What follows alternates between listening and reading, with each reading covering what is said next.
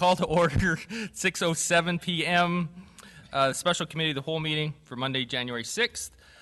Just before the approval of the agenda, I would just like to add before 4.1, so we can make it like 4.05, just some chair remarks or something, just because there's a couple things I need to comment on before we move forward. So with that agenda, with that amended, may I have a mover? All those in favor? Opposed? Carried. Looking for the adoption of the minutes of Special Committee of the Whole, December 18th, 2013. All those in favor? Opposed? Carried. Is there any old business? Nope. No old business. So, jumping to my remarks. Very exciting time. Budget, we all love it. A couple things to be aware of. And I would like to actually have a discussion before we actually start around sort of understanding where our budget is looking at right now. And I'll look to the Director of Finance to help me with specific numbers if I get them wrong. But I believe the first thing is our Director of Finance will share with us in a moment about core, and basically core looking like it increases about 2.6%. Is that correct? Yeah. And then with the projects that staff are recommending and the things as we work through, it will be about 2.4% increase as well. So we're looking at about a 5% increase at the present time, and it's what has been budgeted. And in a discussion with our CAO earlier today, one of the things that we were talking about is how other municipalities budget. For example, Victoria and Saanich. Victoria and Saanich normally will give staff what they want the percentage to be at, and then leave it to staff to work towards that. And I guess the question I have at this table is, does this committee have an idea of where they would like their budget to be for this fiscal year? And as we begin to work towards that, that would actually help staff as they build this out. So I'm going to go back to the table. Before I say that, I know I ran on a principle of inflation plus 1%. I still do believe in that, and I believe inflation this year was about 1.9. Do you know? Negative 0.3. Geez, that's even worse. So basically, we're looking at, from my philosophy, we'd be looking at about a 1% tax increase, which would be very difficult since we already have budgeted. We have a contract in place with CUPE that's at 2%, so that would be pretty hard to keep within that range. But I'll go to the table. Oh, sorry, yes.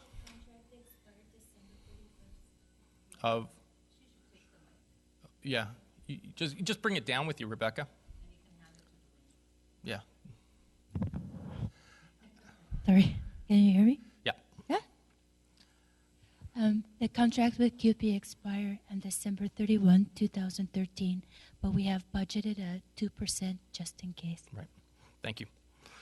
Councillor Cullington. Thank you. Couple of questions in order to try and answer what you just put in front of us. So one of the problems that we always have at this table is we talk about an increase of, let's say, 3% to the budget. But we also have to remember we're a growing community. So what are we really talking about? Are we saying we want to have an increase to the average homeowner of 2%, 3%, whatever the magic number is? Because actually the overall budget lift is, in one sense, irrelevant, because if the community were to grow by 5%, you would expect the budget would need to grow to provide expanded services. So I think one of the things we need to do in having this conversation is to be clear what we're talking about. So whether we're talking about overall increase to budget, which obviously is relevant, but I think in some ways not as relevant as what's the increase to the average homeowner. So that's, I think, where we start to get into the, do we want to kind of, how much do we want to limit that? So I think that's part of the conversation. The other part of the conversation is when we talk about the projects raising it by 2.4%. is that 2.4% from taxation, or is that 2.4%, but that also includes money coming from grants or other sources? So it's, I'm kind of, we need to kind of make sure we're really clear about what we're talking about. Yeah, I agree. I will just, in looking to Rebecca, but I believe the 2.4% is taxation lift. That's already been It's taxation only, and I do have speaking notes. Yes, so yeah, and honestly, we are going to get to that. I don't mean to preempt you. You're stealing but my thunder. it's one of the things that, I guess the reason I'm bringing this up is it's one of the things that we as a council, that sometimes I feel like we're shooting from the hip, and we're not coming in with that plan of where do we want to be, and what is the messaging that we're sending to our staff, and we're just sort of leaving it out there. So, Councillor Lukens. Thank you. For me, it's about what it is for the average homeowner. The number is irrelevant. The percentage increase is irrelevant because it's just that. It's a percentage of what? What does it mean to the homeowner? That's what I need to know. The reason I like percentages versus the dollar amount is because you then end up dealing with different dollar amounts depending on how much the house is worth, right? Because it's I a mill understand rate. that. So, So if we I do mean, an it can average- be $50 for one person and $80 to the next. Correct. homeowner. But to the homeowner, 5% means nothing, typically, when we talk in general. Well, they know what last year's was, and they can add 5% to that. Good enough. But that's what's important to me Yeah. sitting at this table. Councillor Day. Thank you. For me, and I know you've asked this question every year, it doesn't come down to percentages. It comes down to whether or not we have what we need for a safe, secure community. It's about, whether we need that sidewalk. There's absolutely no point in spending money that isn't going to be useful to people, but we do need to look at what our plan is in terms of what will our community be better able to do the things they need to do. Councillor Logan. Thank you, Mr. Chair. I'm a little hesitant to compare us to Victoria and Saanich, only because those two, and Oak Bay for that matter, because those municipalities have been around for a long time and have taken a step to set up reserve funds and get themselves to a point where they're comfortable. They've got a routine in terms of infrastructure replacement and construction. They've got the funds to be able to do that because they've been disciplined enough to be able to add that to their budget year after year. So whereas Colwood, we're still really young. We haven't been as disciplined as perhaps we could have been over the years for various reasons, for starting up these funds, to planting that seed to get to the point where we're going to be mature, in another 15, 20 years. So, I think, and perhaps in our 15, 20 years, we might be at that point if we make some of those decisions to say, yes, we are going down this road. We are starting up these infrastructure funds. We are going down this road to stability. But right now, I'm just not sure that we're there yet. And I mean, whether it's a dollar amount or percentages, it doesn't matter to me. It's the bottom line, I guess, is what impacts the taxpayer. And I think we can justify it to the taxpayer, depending on what any increase to the taxpayer, if they see that it's actually doing something. They can see the Island Highway, they can see infrastructure improvements, they can see other improvements, so it's tangible. And I think that's what's important. Okay. It doesn't look like we're going to offer any advice to staff, so we'll just move on from there. I mean, this is my difficulty, and I hear what Councillor Day is saying, that you do want to do what's necessary and needed, but you have to understand, and you have to appreciate, staff were in a room where their budget was over $1 million, and they pared it down to $260,000 to try and make it palpable to this council, because this council didn't give any leadership on how much was acceptable and not acceptable. And so it becomes difficult for staff to budget and finance if we, as the leaders, are not taking a leadership role in directing them on how much that they should be working towards or not working towards. So it becomes difficult, and that's all I was suggesting by that. The second point before Rebecca is just for information, and this is probably specifically to our member of public. He's not even listening. Oh yeah, there he is. When we go through this, what's going to happen is we're going to have, for example, 4.1 has several projects, like a whole list of them. And what we'll probably do is break them into groups of 4 or 5 and allow staff to talk about it, and then we can ask questions, and then I'll go to public. So I'm not going to go to public on every single line item, just so that you're aware. Now I'll look to the Director of Finance.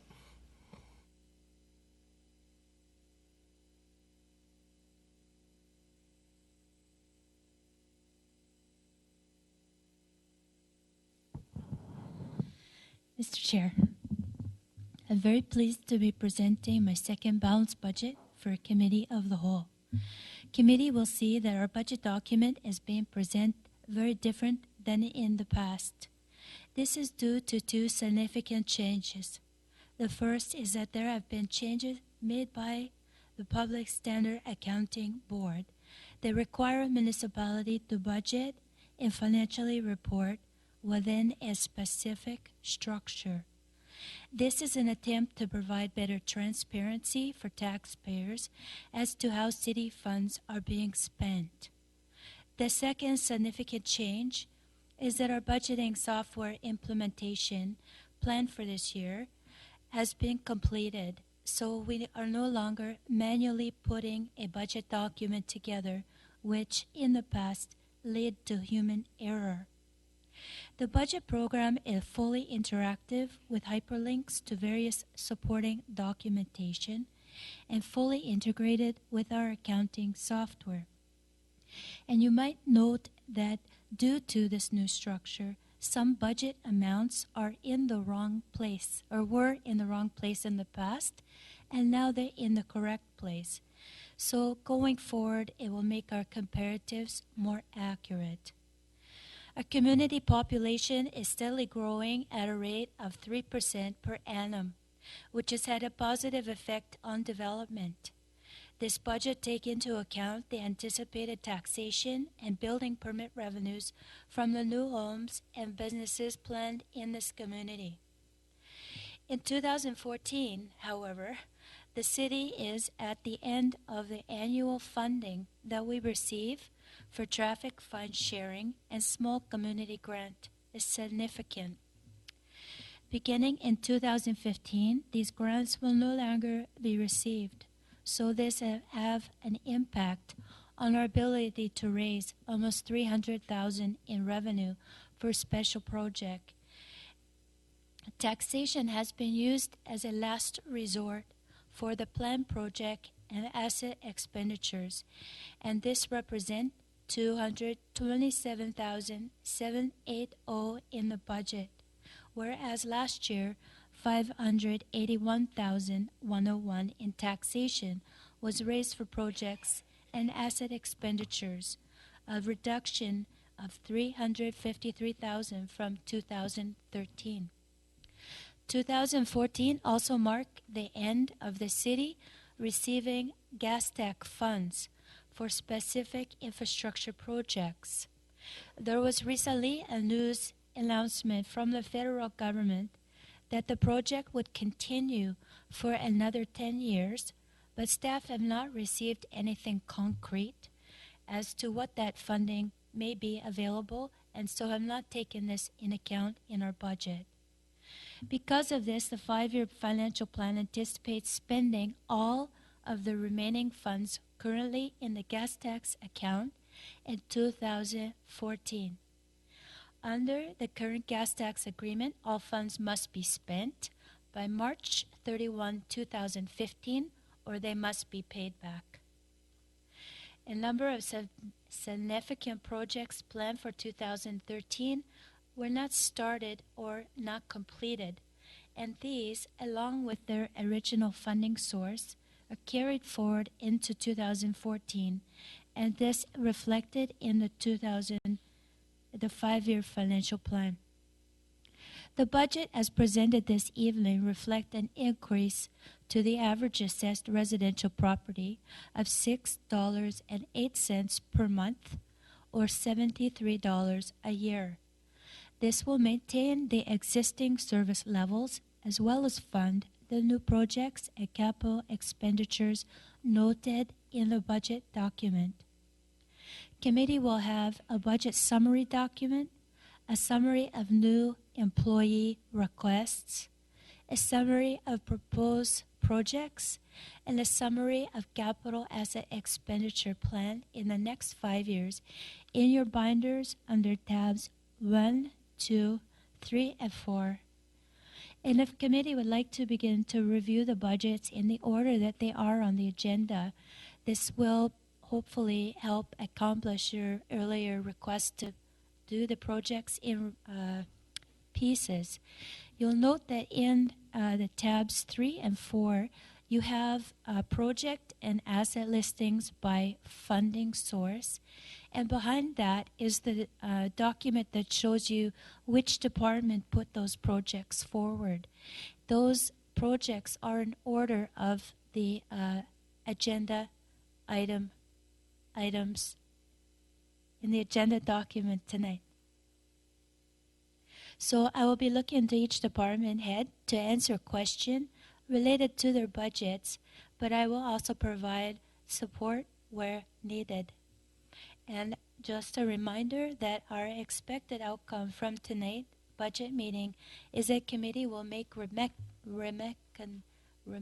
recommendation to council.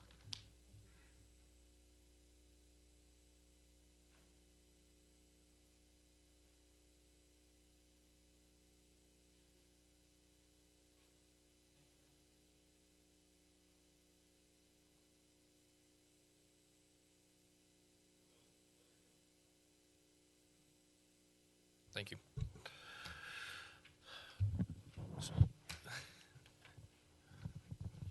So are you going to speak to 4.1? Are you going to speak to 4.1?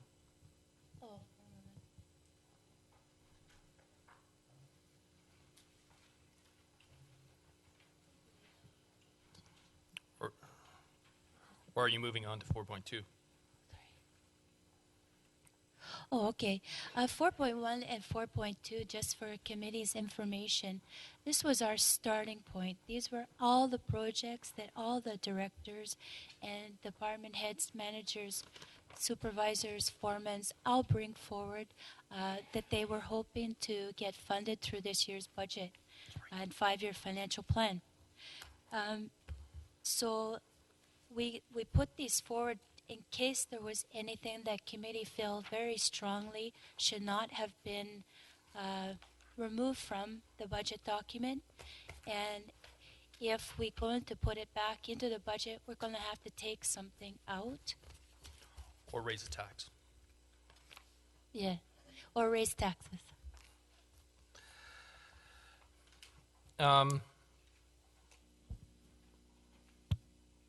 So I guess looking at maybe towards our CAO, did you want to do a synopsis of these, or do you just want to have, I mean, hopefully committee has looked at these before tonight, so how would you like to handle that?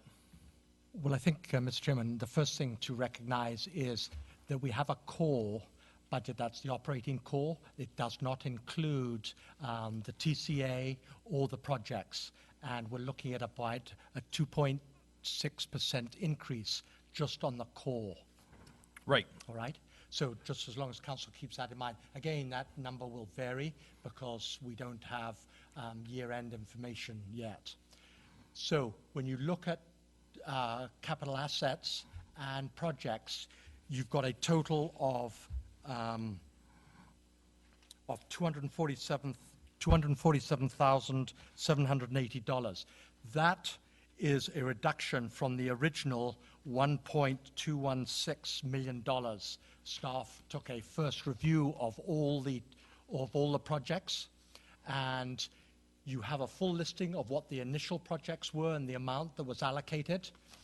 you still have an opportunity to either re-include them, or with the ones that have already been reviewed by staff to either remove them or leave them in or reduce the funding level. If you look at both of them, they're broken down. If you look at the projects, and we tab 3.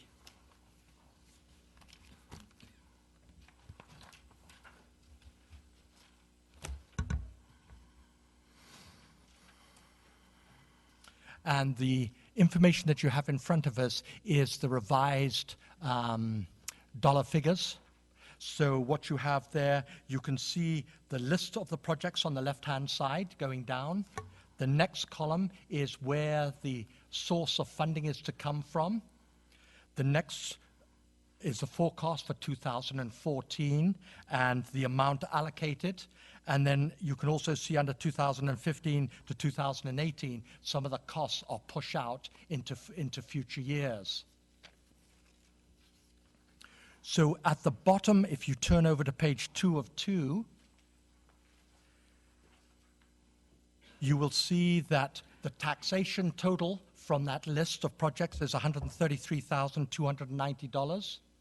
The amount coming from grants is $580,000, and the amount coming from statutory reserves is $190,000. So that gives you an idea of where the funding sources come from and what the totals are.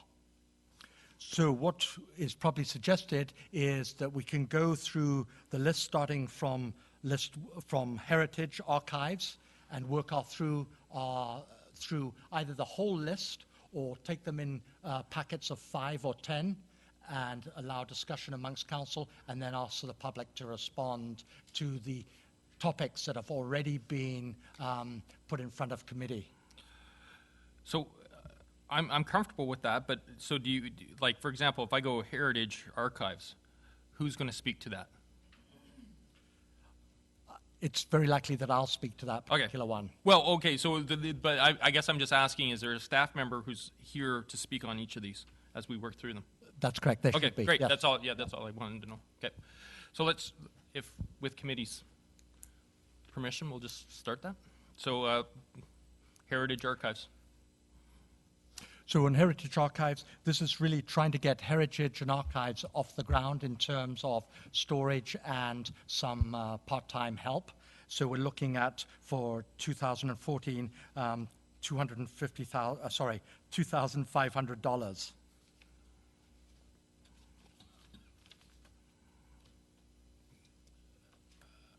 Okay. Does committee have any questions? Yeah, Councillor Luke. What was budgeted last year? Because I believe we put it in the budget last year because we started with using the archivist from another municipality. I can't answer that question. If I can give that over to the Director of Finance.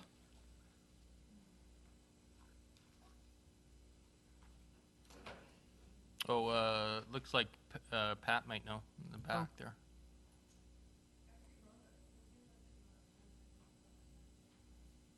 I believe the amount was $2,500 last year. Okay.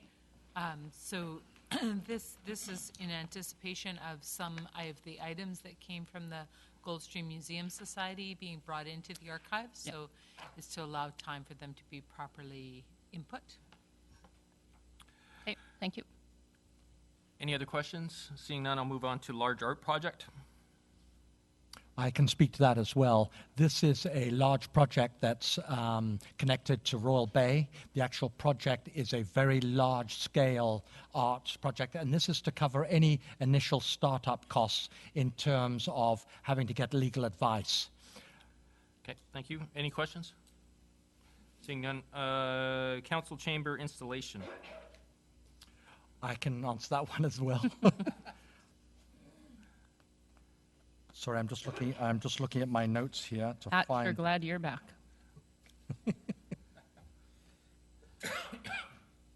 So what this is in 2013, council approved the replacement of the carpet. However, since that time, we discovered that we'd be better off to jackhammer the floor to put in underground conduits before we replace the carpet. So this is to carry out the underground work to facilitate the eventual system installation. Okay. Questions? Seeing none, visual identity implementation. I can answer that one as well. And what that's to do with is, as you know, well, of course, Council knows because it did it, brought on a communications officer, and part of it was that the original report that came forward in terms of the hiring also identified aspects of the communication plan that still needed completing, and it's made up of different components, totaling $15,500. And they are the City Hall and specialty signs, survey tools, website updates, and public engagement. Okay, thank you. Questions? Seeing none, a laptop.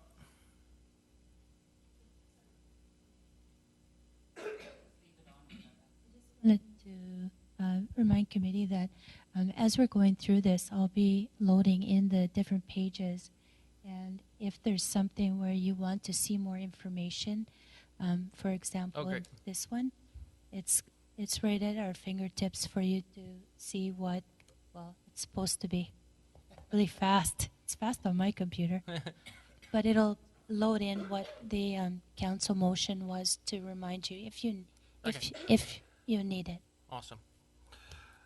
So laptop? So this is unfortunately just one laptop. Again, there's such a demand for these units. This is just to assist having availability of another unit. Okay. Thank you. I'll go to public. Public, do you have any comments on those 5? Or questions? I do have a question about Heritage Archives. Is there any indication, first of all, my name is Dwayne McNeil, 487 Consumer Place. Is there any indication of any... You should. Sorry, hold on, Dwayne. Sorry, because we're videotaping, if you don't speak into the mic, it just seems like we're sitting there listening to somebody in the parking lot.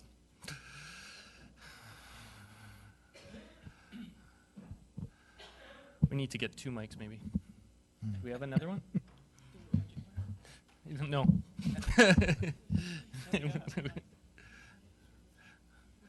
In Sorry, the Dwayne. question of Heritage Archives, is there any indication if any of the archives will need to be preserved in any way? In other words, taken and to be saved?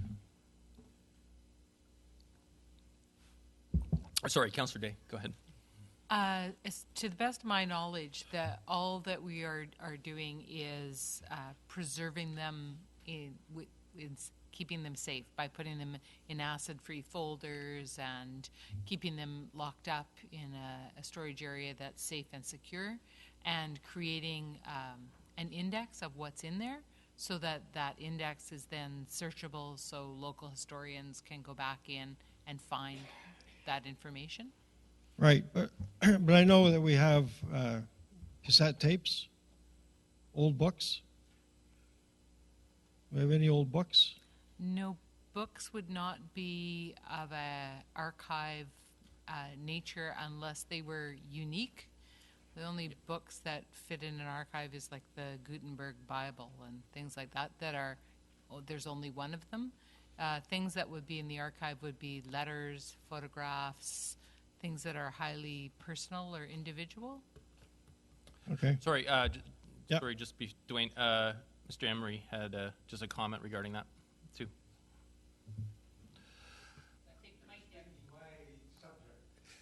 Sorry, Dick, could you speak into the mic as well? Sorry. No, it's just for the camera. The subject that you're speaking of is top of our agenda for our next meeting, which is January the 15th. And we have that on the table as to how we intend to house the Goldstream Museum's artifacts that are presently stored here and there over at the Chamber of Commerce. And I think what we will need is some additional cupboard space showing the artifacts and the museum pieces at the church hall that we hope to get started in a couple of months, which is in the budget. So this has come about. I wake up at 3 o'clock in the morning and start thinking these things, and when Emery gets going, Emery doesn't stop.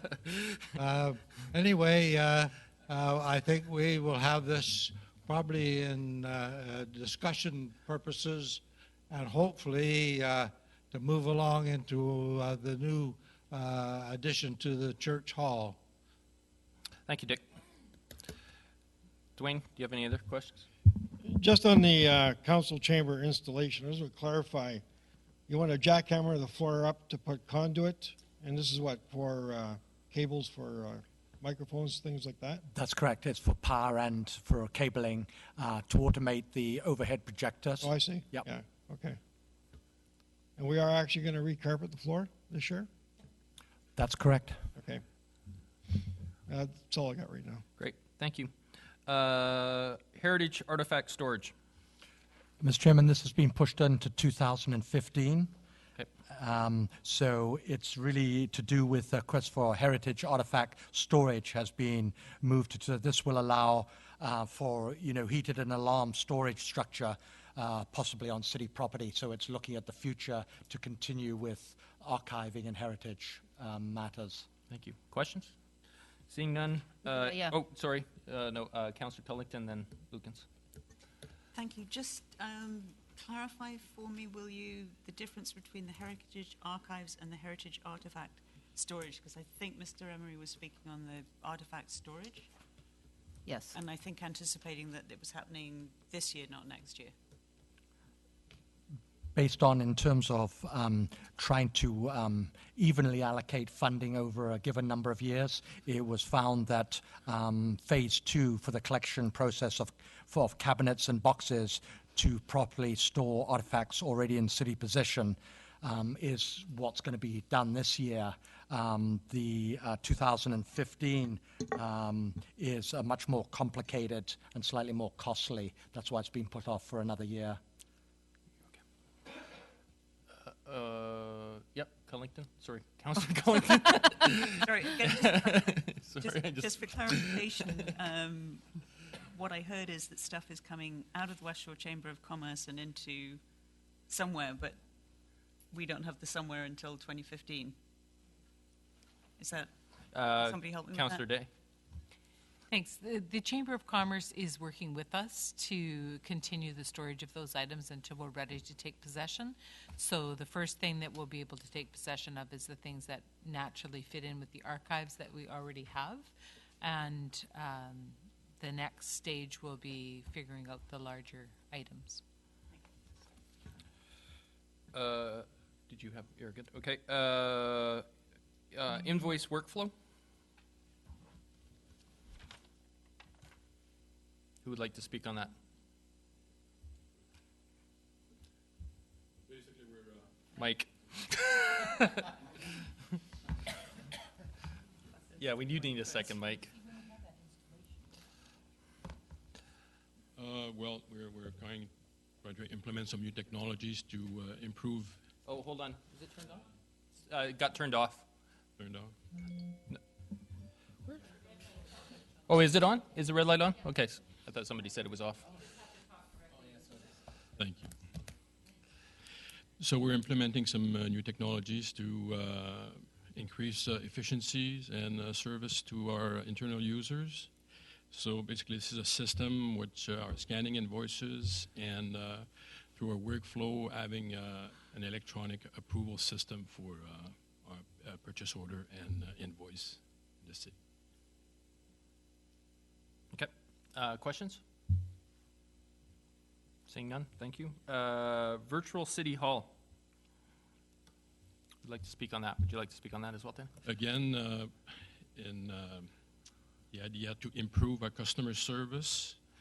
At the moment, our website doesn't provide our taxpayer with online information regarding their taxes, their assessment, and there's a possibility for us through that module to provide that kind of information, as well allow them to integrate the homeowner grant online claim system with our database, so we don't have to manually have input some data that we're doing at the moment.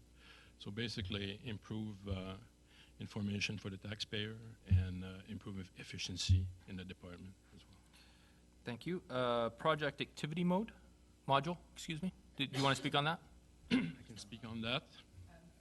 Oh, I'm sorry. Mayor Hamilton? Yeah, I'm sorry. I didn't see you. In regards to that, will that have anything to do with allowing us to have the residents pay online for different services? Yes, there are some possibility to do that with that module, the website. So that will add to the, or Well, we didn't plan to implement that right away, but the possibility is it'll- there. okay, leading us Yes. towards that. Good, thank you. I apologize. Any other questions? Seeing none. Project activity module. Basically, the projects are managed through the general ledger, and that's a very basic way to manage cost for those projects. So we're planning we would like to acquire that module basically to better provide costing information for the work that is done during the year. And the building permit module, which has been pushed to 2015. Well, I could speak. That's what it says. I'm just. Okay. So the current building permit module is, what I've heard is very inefficient and very costly, and there could be a way to integrate it with our current accounting system and have some cost saving and probably a better way to handle the building permits. It would also easily integrate with the website, the virtual city hall as well. Questions? Seeing none. Oh, yeah. Sorry, I was going to go to. Okay. You're go ahead. too quick. You don't look both ways before you move on. No, same with crossing the street. One way, and that's it. Just with respect to the building permit module, you said it would create efficiencies. I'm just wondering, is it $5,000 worth of efficiencies? Like, why would we push it out if we could get those efficiencies today? I'm sorry, it was pushed out. Okay. I just wanted to know what the savings would be from a manpower perspective. Does it equate to $5,000? I can answer that question. What? Flo? Flo was. Flo's here. Flo, yeah, go ahead. Mike.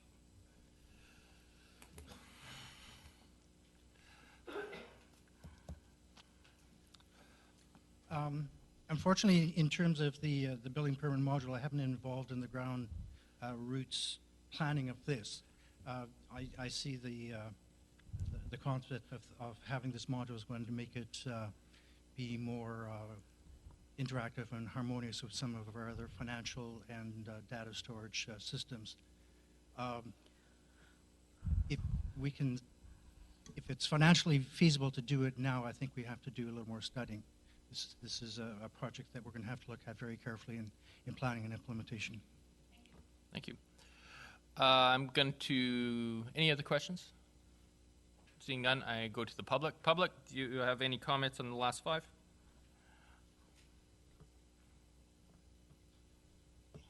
Or questions?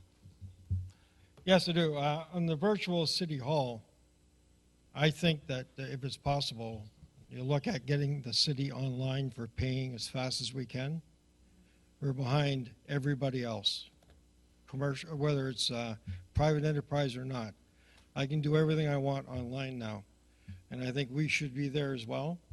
So if we're going to work on a virtual city hall, I think if it's going to cost a couple extra thousand, we should look at doing it now and not work to it somewhere down the road.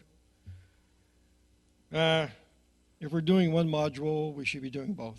Like, let's get these modules or whatever the infrastructure is online or in computerization.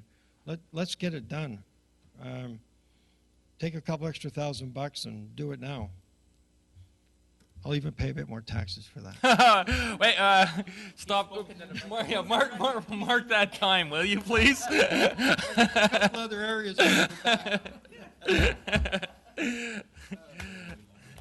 I'm YouTubing that. All right, we are going to St. John's Baptist Church, and this is going to be exciting. And yeah. Hi. Earlier in the year, Council passed a resolution that staff develop a program to monitor St. John the Baptist Church and Emery Hall, to look at it from a maintenance perspective, to make sure that we are taking care of the building on a very planned and scheduled program to ensure its longevity and minimize cost to the municipality, and also provide with long-term budget projections. Now, in Council's resolution, they directed that staff conduct this review. However, after examining the depth of the project and the complicity, or pardon me, the complications around this project, we felt it would be better to hire a professional firm to do this in a system that they know is tried and true. And this represents the $2,300 to look at the building and develop the framework for a plan that we can carry forward in the future.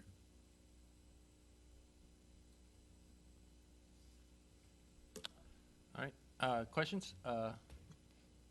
Yep. Sorry, Councillor Lukens. Lukens. I was going to go with Councillor Sherry. I just want to confirm, well, this is about building the plan. Where's the funds identified in to actually do something there this coming year? Because the company that we did hire did a great job. Mm-hmm. And I'm just wondering, are there funds allocated elsewhere, I can't remember, to actually have them come and clean the gutters and do those things that we need them to do this year? Is there budget monies for that? I couldn't speak that. I would have to defer to finance. Thank you. Okay. Good enough. Thanks. It's in Public Works, just for the official. Yep. Councillor Cullington. Thank you. This isn't really a question on the St. John's, but it's a question around, we've got a couple of versions of this document kicking around, because there was what we were given in the printed copy and then what I had on my agenda notes version. So there's some items that are no longer included, which I totally understand that staff have been kind of going through and you know, eliminating the low priorities. But I think it would be nice just to even have the kind of the one-liner around what's been eliminated from the budget, just in case there's anything in there that council thinks should go back into the mix. So I've got, you know, things like repainting vehicles, City Hall seismic evaluation, City Hall facility planning. If I kind of go with that list, I would just find it helpful to at least know. Yep. Look at their CAO. So, Mr. Chairman, in answer to that question, on the agenda posted on the website, it did have the initial listing that's got everything that was listed by each one of the departments. What you've also got in your handout here is the post output in terms of after we had ripped it to shreds, what was left and the amount of money. So there is the listing, as Councillor Cullington would like to allude to, is that the list is there, and it's just a matter of looking through it to see if there's anything that members of council think should be brought back into the budget. And Councillor Day, then Councillor Lukens. Sorry, I just don't follow where the list is that you're referring to. Yeah. 4.1 in our agenda notes, it's more generalized there. For instance, Heritage Archives is a flat out 10,500, and it's been split in our binders to 2,500 and 8,000. There are some other items in there as well that have been deleted in their entirety from our paper binders, I think is what Councillor Cullington is speaking specifically to. And this was sort of my initial point of when I started the conversation at the beginning, talking about how much this council felt comfortable with when it came to a lift, was unfortunately the staff's hands were tied a little bit because, You know, if they just included everything, the lift would have been closer to 12, 14%, which, you know, so they guessed that this council would not find that palpable, and so they came back with a lift of around 5. And so that's where that becomes. So they've made the initial decisions on what should be cut and what shouldn't. So, Councillor Lukens? Thank you. I'm absolutely okay with them doing what they've done, canceling City Hall seismic evaluation, that sort of thing, because I think what we need to do as a council is determine what the life expectancy is of this building before we're going to determine how much money we're going to actually invest and spend in it. Because there's been a lot of rumors floating around over the number of years, and if we're planning on being here for another 20, 25 years, then maybe it makes sense. But we need to make a decision before we start investing a whole bunch of money. So I'm okay with them being, personally, okay with them being out of the budget for this year. Councillor And Pellington? if I may, my point was not so much to kind of, you know, regret that we've lost stuff, is just making sure we're aware of what did get cut, in case there's anything in here that council thinks actually should go back in again. And so I thought it'd be worth at least a kind of a very quick noting of those items, so that we know that we're comfortable with. Yep, and I would encourage all the council to look at that. One, and if they need help, that they can just go to finance and they can be provided the entire list if they can't find it online. Any other questions regarding St. John Baptist Church and? Seeing none, we'll move on to digitizing microfiche. Who would like to speak on that? Mr. Chair, I'd like to speak to that. This is a request from the building department to digitize our old microfiche, which are our building records prior to the incorporation of the City of Colwood. We have hundreds of microfiche film, and we are displaying them and printing them on a microfiche printer, which was probably donated to the city when we incorporated. It's a very old piece of technology, and it's becoming extremely more difficult to find replacement parts for it. By digitizing the microfiche, we would eliminate the need to have a standalone microfiche reader, and we'll be able to access all the files from our O drive from our servers. Great. Any questions regarding that? Mayor Hamilton? Would that be a send out to get done, or would that be done internally? Mayor Hamilton, through the chair, we do have a couple of options, but I think the most economical one would be to send them out. There's a firm in Vancouver that does them and has about a 30-day turnaround on batches of microfiche. And that would cover the cost of it there? It should cover the cost of the bulk of it. Thank you. Risk management. Oh, sorry. I'm sorry. Councillor Collington or Day. Collington. Just a question on. I was just thinking. I think that microfiche has been on the budget since my first in 2002. It really has. But I'm just wondering, is it really useful information anymore? Maybe I missed that when you were said. I was looking for the list when you were beginning to speak. I'm sorry. Councillor Day, through the chair.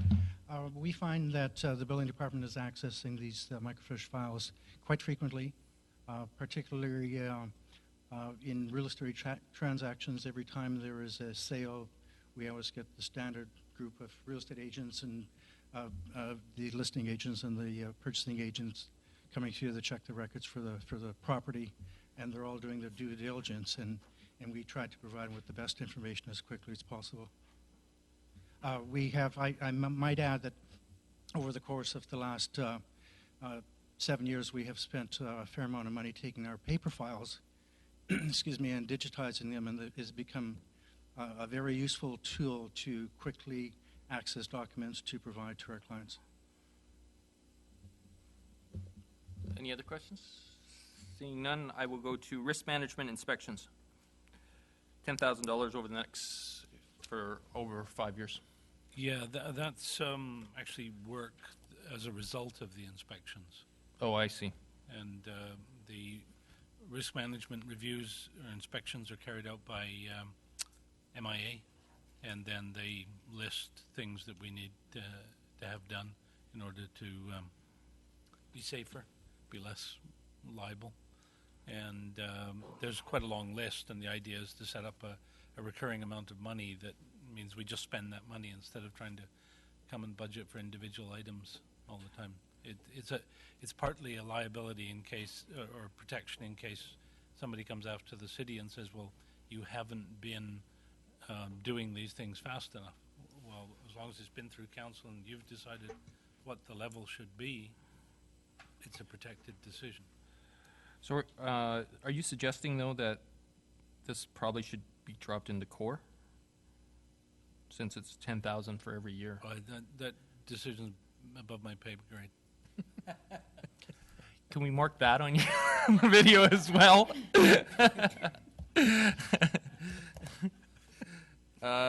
Any other? And I'm assuming if we switch from MIA to Aon, that we're still anticipating the same. They'll still be doing inspections and. I don't recall these inspections ever being done by previous insurers. Yeah. But now we have these sitting on file. We've probably got to pursue them to completion. Okay. Any other questions? Yes, Councillor Lukens? I guess, and maybe this is more appropriate to discuss at council, but if there's no further, if we switch insurance companies and they're no longer going to be doing or requiring to do inspections, what liability does that put the city at with the types of things that they have, such as the dam, as we know? You mean because the inspections won't be being done? Yeah, and if something was to happen. Well, the dam and the bridges, for instance, we have inspected regularly anyway, and the province inspects them. Okay, so then at least they're getting inspected. That's what I wanted to know. Like, yeah, the type of thing that comes up is like the storage area for the gravel down on Mitchelson Road wasn't completely fenced, and they pointed out, well, it should be completely fenced, so it is now completely fenced. So is there anything that the city would be liable for if those inspections are not done if we leave MIA? Is my question.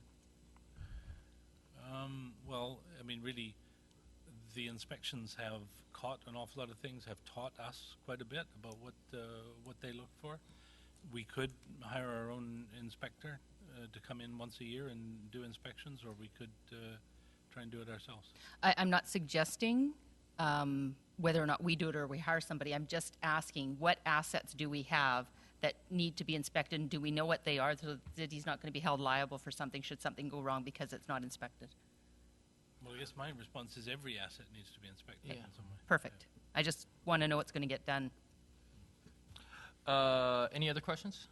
Seeing none, let's do the Lookout Brook Dam safety, $35,000 in 2014, and then budgeted for $15,000, 15, 16, 17. Again, this is the result of a review that was done only this time by an engineering firm. We have our dam. The province required us to have the dam reviewed by an engineering consultant, and they gave us a list of things that need to be attended to, and so we're phasing them over a number of years to try and keep the expenditure to a minimum. And the provincial dam inspector's quite happy as long as we keep plugging away at it. Okay. Questions? I guess the only question, well, it's not a budget question. It's just when are we going to blow that dam up? When are we going to blow that dam up and get it off our books? Public?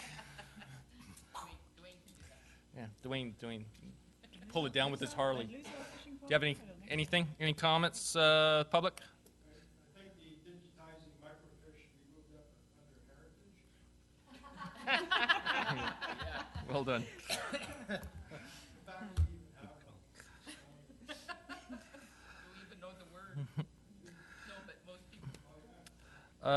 Okay, jumping on to bridges. Jumping on, yeah. This is the final phase of repairs to small bridges that came out of the bridge inspection done by an engineering firm 5 years ago. We've been doing a little bit every year, and the inspection is in next year's budget. And this is the final phase of the repairs from the first inspection. All right, questions? Seeing none, rainwater management master plan. This was approved last year. It's the, some people would call it a stormwater management master plan. The city's never had one. It's coming out of gas tax. And the RFP has been issued, but we don't have any of the responses yet. Questions? Mayor Hamilton? Are the funds there already for it, or is it something that we have to acquire because we heard that we're having some shifts and changes with funding? Well, Gas tax? it's intended to be gas tax, so the gas tax sits, There will be enough to cover on it? yeah, subject to your further decisions. Any other questions? I don't have any questions, but I do struggle with this one because it's such a significant cost, and I understand that it's grant, and so there's no tax implication, but I just think of the other things that we could possibly do, and I sometimes, I'm not, if I will trust that engineering feels that this is more important than perhaps some of the other capital asset projects that we could throw $120,000 at. Well, I think I can illustrate that for you with the problem over at the Patterson's Pit, where we have private property that is flooding with drainage from Triangle Mountain, and we need a solution, and we need a project estimate so that we can come up with a DCC bylaw that will eventually fund that, unless there's a cheaper way out of it. As I said, and I'm not suggesting it's not important. It's just $120,000 for a master plan. It's a lot of money when you think of what we could possibly, all the things that we do need in this city, capital project wise. It's hard to spend that on a book because that's what it ends up being. Probably a really expensive book.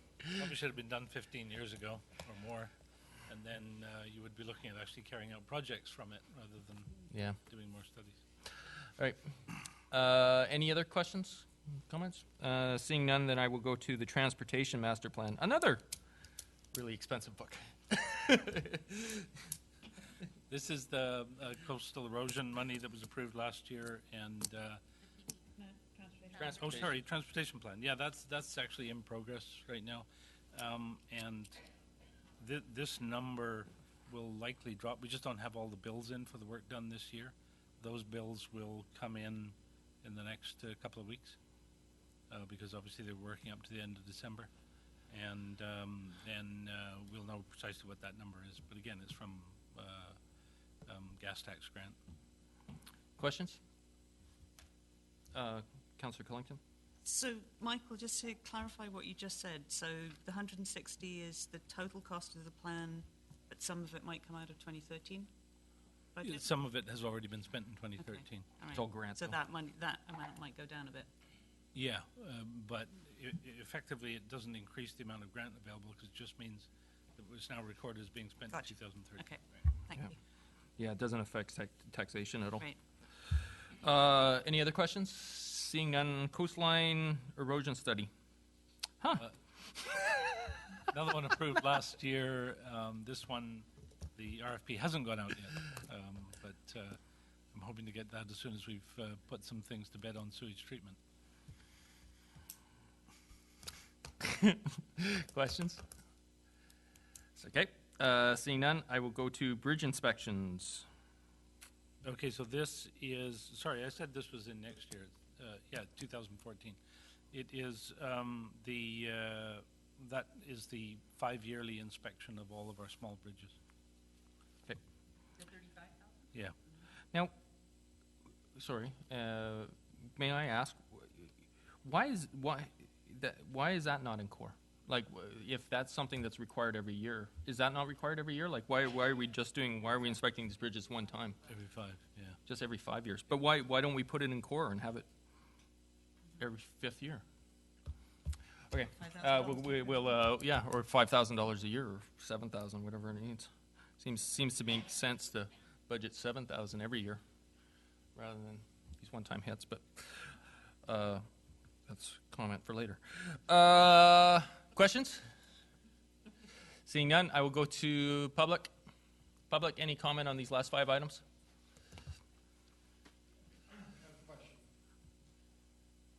On the transportation master plan, we approved, or council approved 160,000 last year. So why does it appear as a line item in the 2014 budget? Because we don't know exactly how much has been spent last year yet, and once we know that number, then we'll correct that. But that money's already been approved. So why would we need to put it in the budget again? It's already done. Yeah, Done no, deal. it's not done. It's Not, done. it's not finished, but the money was approved. Yeah. So why would you put it in a budget again? Because we basically start from zero in the next year and If they don't- spend. I'm sorry. If they don't spend it that year, Dwayne, then it's not approved to just keep carrying on forever. It has to come back to budget, doesn't it? Yeah, it can't carry on without council approval. Fair enough. Carbon offsets. Who would like to speak on that? That's a guess what our cost for carbon offsets will be this year, in 2014, I mean. Yeah, that is this year. I haven't caught up yet. And last year it was 12,000, which hasn't been spent, and I believe that's gone into statutory reserve. Okay, questions? Councillor Day, and then Councillor Cullington. Sorry, I was just curious with the carbon offsets. I understand why we're paying them. I'm just wondering, are we still looking for local ways to invest our carbon offsets? Yes, that's why the 12,000 from last year hasn't been spent yet. We will hopefully be bringing something to you shortly that you could use. Councillor Cullington? Thank you. Councillor Day's got a good point in terms of sort of how that money actually gets spent, but I guess my question was around, in the earlier version it showed it as I think it probably should going forward for future years. I was just curious as to why we only have a number under 2014 and not under the 2015 through 18. I'm assuming that got lost in editing. It was there in the original version. Finance, Director of Finance or Deputy, want to comment on that at all? Oh, okay, the question is, if you look at carbon offsets, 2013, in the new one, it's budgeted at $15,000, but in the old one, I'm sorry, yeah, 14, sorry. In the old one, it was budgeted as, actually there's 2 carbon offsets, one up for 12,000 and one for 14,000. And then there's also a forecast for 2015, 16, 17, 18.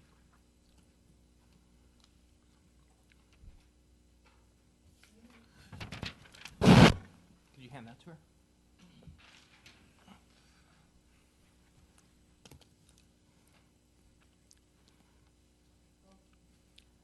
The reason why it's split is this is the funding source. The total is $26,000, and we're going to have 12,000 carried forward from 2013. That's going to go to a statutory reserve, and then the balance is going to be funded this year by taxes.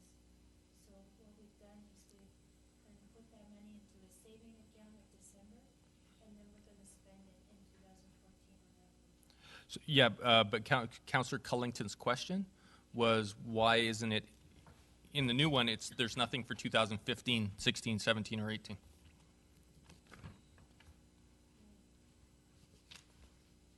Like, second line from the bottom. Not in the 5-year plan. Yeah, it's not in the... Yeah. So we'll put it in later. Okay, we'll put it in later. All right. Any other questions? Seeing none, I will move on to subdivision bylaw. Yeah, we have the oldest subdivision development bylaw I've ever seen or heard of, and it needs to be. It's in microfiche, right? Well, it's certainly not available in digital form. It is so old. But we need to completely revise it, and this is just to pay for some expert help involved in that. It's only a part of the total effort. Most of the effort will be done by staff. Questions? Seeing none, economic development strategy.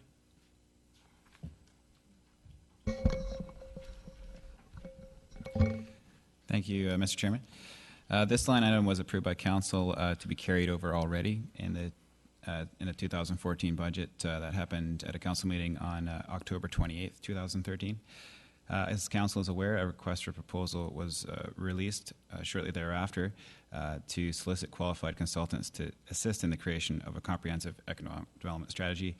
I'm really happy about the response we got. We got 7 excellent submissions. So we've got a economic working group meeting scheduled for tomorrow, and we hope to have a short list after that meeting and move ahead for completion set for spring 2014.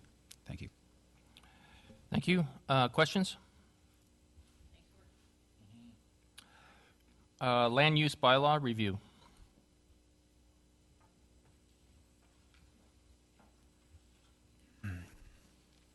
Thank you, Mr. Chair. So this is another 2013 carryover to 2014. This item wasn't dealt with in 2013 as originally planned. It's a fund that comes out of the gas tax to hire a consultant or consulting team to assist in the creation of a new land use bylaw, which is almost as bad as the subdivision servicing bylaw. Given the scope and complexity of the project, we've held off on issuing a request for proposal until other key initiatives get underway. This is namely the in-house official community plan review that we're doing. Obviously, that needs to happen before we get our teeth into the land use bylaw being updated. That OCP review is set to happen shortly, and we hope to have an RFP for the land use bylaw consultants. I've got here January 2014. It'll be January. Oh. Sorry. It'll be either January or February 2014 that the land use bylaw RFP would go to the land use planning land use committee. And the completion of this project is expected to happen in no later than March 2015, which is the deadline for expenditure of gas tax funds. Questions? Okay, I don't have a question, but and I know it's been approved. For myself, it just starts really getting hard when I throw in the rainwater master plan, the transportation master plan, the subdivision bylaw, the land use bylaw review. We're already at $335,000 that we're spending on these things. And I understand they're all important, but again, that's a significant amount of money. And I'm just, I just hate the fact that this is all going to reviews, and for the most part, the citizens don't really see much out of that. So it becomes difficult for me. I know it's been postponed and it's been a long time, and it's hard for me to say that. I will go to I'll just let staff and then. Well, I'll repeat somewhat to what Mr. Baxter said. Our land use bylaw was in large part copied from another municipality at the time of our incorporation. And it's not a difficult, or it's not an easy project. It's quite a difficult project. And I can see why it's been put off till now, but it's something that the public will see the results of through a much more rational and, I'll dare to say, creative use of our land in Colwood. Thank you. Councillor Lukens, and then our Director of Engineering. Thank you. I recall when I was running and was elected, only to learn that we didn't have a transportation master plan, a land use bylaw, an updated land use bylaw, subdivision development. Like, everything was so archaic and out of date, and it's been pushed out until now. And unfortunately, we as a council are being left to, start cleaning up some of those delayed projects. And I totally appreciate where you're at. I do believe that the land use bylaw review will bring some significant and very highly regarded, I don't know what the word is, but for our community. I think we'll really see some great things out of it. But I do understand the importance of doing it. I do appreciate that they are prioritizing and doing the OCP review before they do that sort of thing to implement it and make sure we're, not putting the cart before the horse. So the right things are happening. I know it's hard to swallow, but these are things that our community needs in order to build for the future properly. Cindy Eden Jr. Over the next decade or more, it's not just what this city spends, but it's what developers spend when we ask them to make improvements around their property. And if you take those two sets of money together, you will see millions, possibly tens of millions of dollars spent on infrastructure improvements. If we don't have a good idea of what we need to solve all of our problems and make sure that we don't create more problems, then you could easily waste that 300-odd thousand in a single project, misplaced. I mean, right now we are seeing occasionally developers building frontage improvements on Latoria Road, and I'll be quite honest with you, we don't know what we're doing, because we don't know what the future of Latoria Road is until there's been a proper traffic study. These are not things you can guess. Councillor Sullivan. Look at that. I got it right today. Thank you. Identity crisis is over. 2014. Yeah, I was just going to say that you have to plan before you do, and we've got a lot of big plans underway. One of my concerns, and I think it's up to this council to make sure, is that we've got the capacity to implement these plans. And that's where a lot of these plans fall flat, is that there's no internal capacity or capacity to make sure that you after you get your plans done, you can actually implement them. So it's one of the things that we're making sure that we have part of the economic development strategy in the RFP is how to operationalize the plans. And I think it's something we should all be thinking about when we're working on these other master plans. Questions, comments? Anything else? Nope. Okay. Let's jump on to. I'm sorry. Was that land use? Did we just do land use? Thank you. Colwood Arts Center Project T. Who's speaking to that? Thank you, Mr. Chair. This is another carryover. Council has assigned up to $35,000 from the 2013 budget now to be carried over at Council's discretion in 2014 to undertake the next phase of the West Shore Arts Centre project. So the initial outlay of money was made at October 28th council meeting, and that meant that a contract with Schick Shiner and Associates was signed by the mayor and the CAO. So far, $5,000 of the original $35,000 has been paid to Schick Shiner Associates, and the remaining $30,000 would need to be carried over forward from 2013 to complete that contracted work. Questions? Sorry, I should just add that this contract with Schick Shiner Associates runs until August 31st, 2014. Thank you. Questions? Seeing none. Public, any comments on the last 5 items?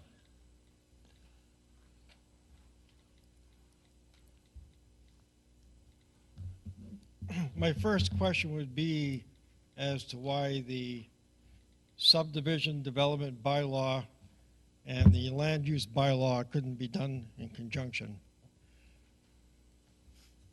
Isn't subdivisions land? Why would we need to do 2 reviews? Director Virginia.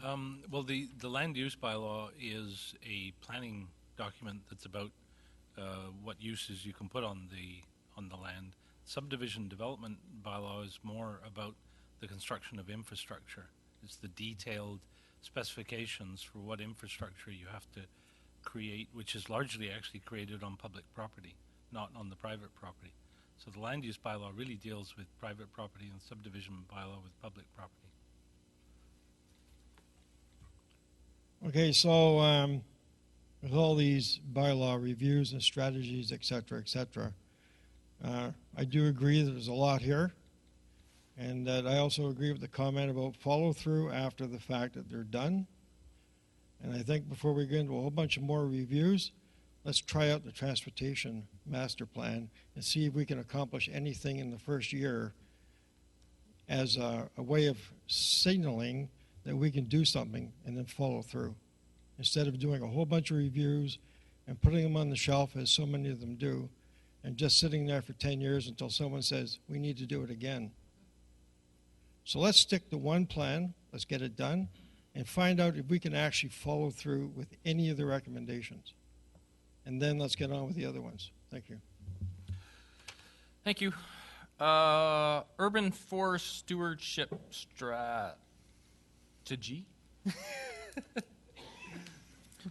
Thank you, Mr. Chair. This is one of Council's strategic priorities earmarked for 2014. A professional urban forest consultant will be contracted to provide detailed information on the state of existing trees in the municipality and recommendations as to what may be done to preserve and expand the tree cover in the municipality. That's putting it very simply. It is not in any way a tree cutting bylaw. It is a tree management set of policies. There will also be extensive public consultation associated with this particular project. Anticipated timeline is approximately 1 year. Sorry, 1 year? Okay. Questions? Oh, yeah, Councillor Logan. Thank you, Mr. Chair. Through you to the Director of Planning, can you see the two line items, the Trees for Tomorrow, kind of addressing some of the issues that come out of the urban forest strategy, like replanting and that sort of thing? We can use those items? Yes, definitely a connection there. Thank you. Any other questions? Seeing none, I'll move on to social plan, which we got $40,000 budgeted for 2015. Who's the social plan? Go ahead, you social worker. This was also a council strategic priority which had been intended to be undertaken in 2014, but staff are now recommending that this be pushed back to 2015 simply in recognition of the extent of other high priority projects that are going to be on the go this year. Forgive me, I was half joking, but I don't know what the social plan is. What's the social plan? The social plan, again, is coming from the strategic priorities list, is, you could say, the last of the strategic priorities associated with planning, and essentially is aimed at implementing the policies and objectives regarding the social network and well-being in the municipality, as conveyed in the official community plan. Oh. Ew. Okay. You have to care.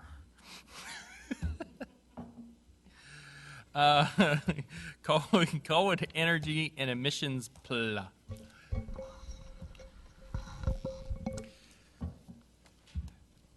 So thank you, Mr. Chair. So the full title of this one is the Colwood Energy and Emissions Plan Implementation, and for lack of a better word, this is basically just trying to take some of what's in our OCP regarding reduction of greenhouse gas emissions and putting that into implementation. So $10,000 has been requested from gas tax funds to reduce Colwood's greenhouse gas emissions as specified by the OCP. The bulk of this money is intended to pay for consultants to assist in the creation of an online tool to assess and reduce per capita GHG emissions attributable to new developments. The Fish Community Plan sets a target of 50% per capita reductions of greenhouse gas emissions by the year 2020. Currently, staff do not provide council with an estimate of the life cycle, for example, from the time of construction to demolition, of greenhouse gas emissions associated with a new development proposal. This means that council cannot make an educated decision on development approvals based on the potential impact that development has on the climate. To solve this problem, staff proposed that the city seek partners to develop a web-based application designed to produce a climate score, for example, from 0 to 100, for development proposals. This score could then be used to apply for incentives for developments with lower GHG outputs.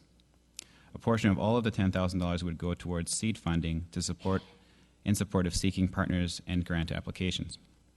Staff had extremely positive preliminary discussions with higher levels of government, other municipalities, and professional groups about potential partnerships.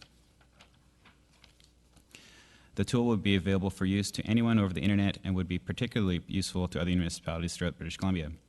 This would give Colwood the opportunity to show continued leadership in the area of climate change.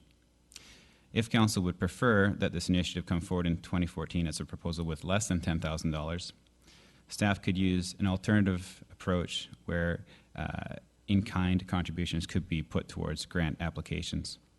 For example, a grant request to the Real Estate Foundation of British Columbia could include in-kind funding in lieu of matching cash. Staff, however, expect that having some seed money will make it a lot easier to garner partnering funds. Thank you. Thank you. Questions? Seeing none, what we're going to do is we're going to go just finish the approving officer's contract in the Wilford pump station, then we'll take a 5-minute recess because people are getting delirious. Approving officer contract. Who would like to speak to that?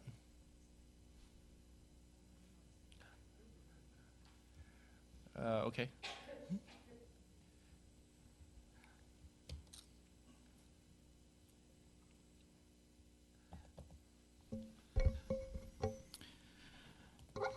The amount of $10,800 is requested to cover the cost of contracting out the duties of the approving officer for approximately 20 weeks in 2014. This is in anticipation of the retirement this year of the current approving officer. And although we have a staff member in the engineering department with extensive experience as an approving officer during his career, this individual has stated reluctance to take on that role full-time. The other deputy approving officer on staff feels strongly that the subdivision responsibilities could be dealt with far more effectively with having someone available to focus exclusively on approving officer duties and not other responsibilities associated, primary responsibilities associated with their department. Also, in this individual's case, it would also be a benefit to have a qualified approving officer providing further training during that 20-week period in 2014, as there is a certain lack of experience there. Over 3 years of tracking, it's been determined that an average of 9.3 hours per week is spent on approving officer duties. This represents an average of 27% of the work week. So this is an alternative to burdening an existing staff member with that role. 27%, did you say? Okay. So that means we can reduce the salary by 27% if we approve this? The approving officer currently gets no salary. Questions? Seeing none. Oh, sorry. Yes. Sorry. Again, this is not a question on that one. It's a note of regret. There are a couple of items that originally were in the budget that have now disappeared. One is funding towards the Colwood Community Garden project, and I wanted an opportunity to ask the planning department if there are alternative ways of funding that. Yeah. So my plan was, thank you for the question. My plan was that I was going to finish the approving officer, Wilford Pump Station, take a 5-minute break, and then I was going to encourage all the council to look through what was not, and then come back and address any questions such as what you've asked. I'll hold the question. So, if you don't mind, thank you. Any other questions regarding the approving officer? Seeing none, I'll go to the Wilford Pump Station, which looks like it's actually in red, so that means we're making money off of this.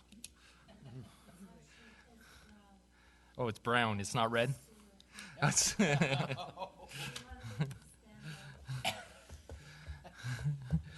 what would you like? What would you like to tell us about that? Who wants to talk to us about that? That's one of the pumps there is beyond its reliable life. They need to replace it, otherwise we could suffer too many failures in the future. Okay. Questions? Councillor Lukens.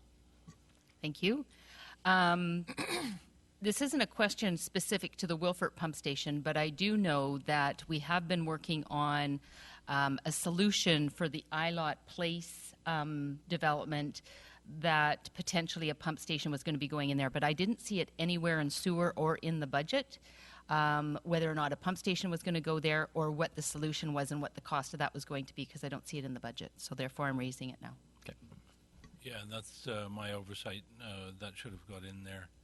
And I believe we're talking in the order of $110,000 total, and we need to sort out a source of funding for that. Okay. Mayor Hamilton? Refresh my memory, because I've sat in on those meetings. Did that include what the neighborhood was willing to partake in finance costs, 110? Or was that our? That's net. Yeah, I believe. So that was net our cost? I thought it was 110, and then they were giving us 60. 50. Yeah, they're giving us 50. I'd have to look at the reports I've done Okay. to be sure. All right, maybe you could bring that back tomorrow. Would you be able to bring that back tomorrow? Okay. Public? Any comment on these last five?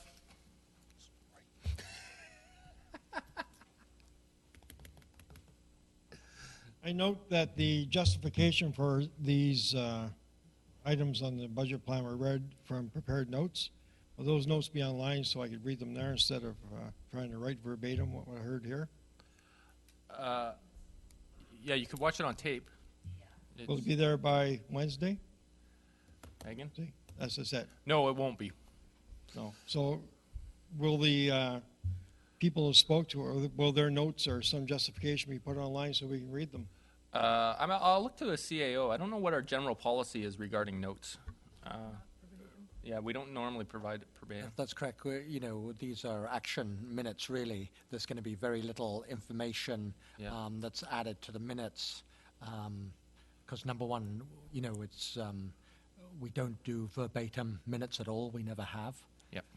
I'm sorry. We might be able to get something for you, though. We'll talk to specific staff to see if they can email it to you. All right. So just before we take a break, what I would encourage everyone to do is, if you can, get a hold of this, and we'll look through it to see the other projects that were taken off the list, and then we'll have an opportunity, and we'll take a 5-minute recess right now. You're welcome.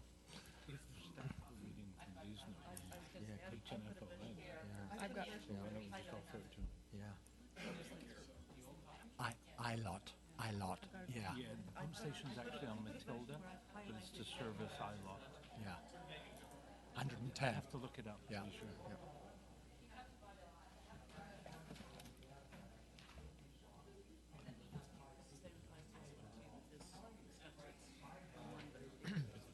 First of all, we need to find out where they were reading from, don't we? Well, I'll talk to them. Yeah, they've got notes, and I'm sure it's on the bottom of each one of their.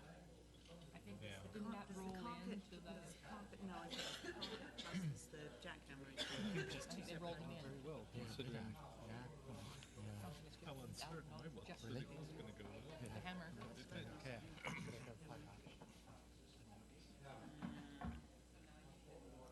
11,690. I think That's a good question when we get to that. Is got duplication.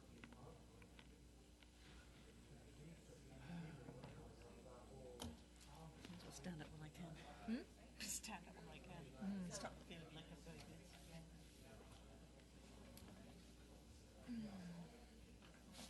how was your fly back and forth? My gosh.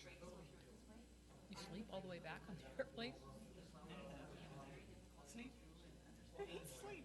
I was just going to send them, because that's what Dwayne was getting. He's just going to email them. Yeah. My body clock, and it just I just rolled into the. How many hours are they? See if we can push this along, because I don't want to get us bogged down and stuff we've already taken off. It's just not late night. Comes back in.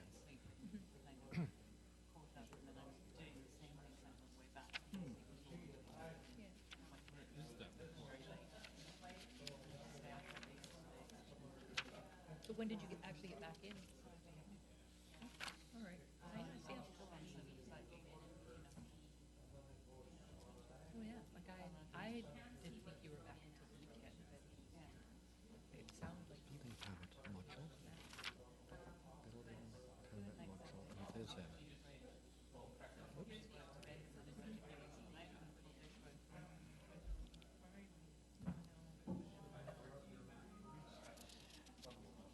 I had planned out my day today, and already had a doctor's appointment at 10, which turned in. For him? No, this one was he finally got a letter from motor vehicles saying that he had to do a medical and whatever. Because it was issued a year ago. So we went in and had the medical done, and I had the vision papers there too. And I said, like, they're talking about specific equipment. I said, how am I supposed to know? We've got this equipment. Like, what do I do? So he said, well, who do you go and see? I told him. He picked up the phone and he phoned their office, and we got the equipment the same day, but not until 2:30 this afternoon. So we had not enough time to go home and do anything. So I stick to the council, 2 hours in town, and I took the equipment for him till 10 after 5. But I was in my seat at that, and so I got home enough time to grab my stuff. The child was in, and she's over here, and I was tormented eating. Correct. Yeah, because I'm not sure what they're thinking about the core, because they just said, okay, they didn't say anything about the core, nothing. So we did it, and I did. Couldn't even instructions. Did it. Boring in here. I got home, I checked first of all. Yes. So I didn't finish the last bit of my reading through on here.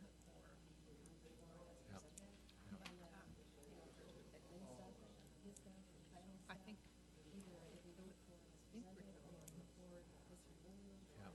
doing this binder over the 2 days.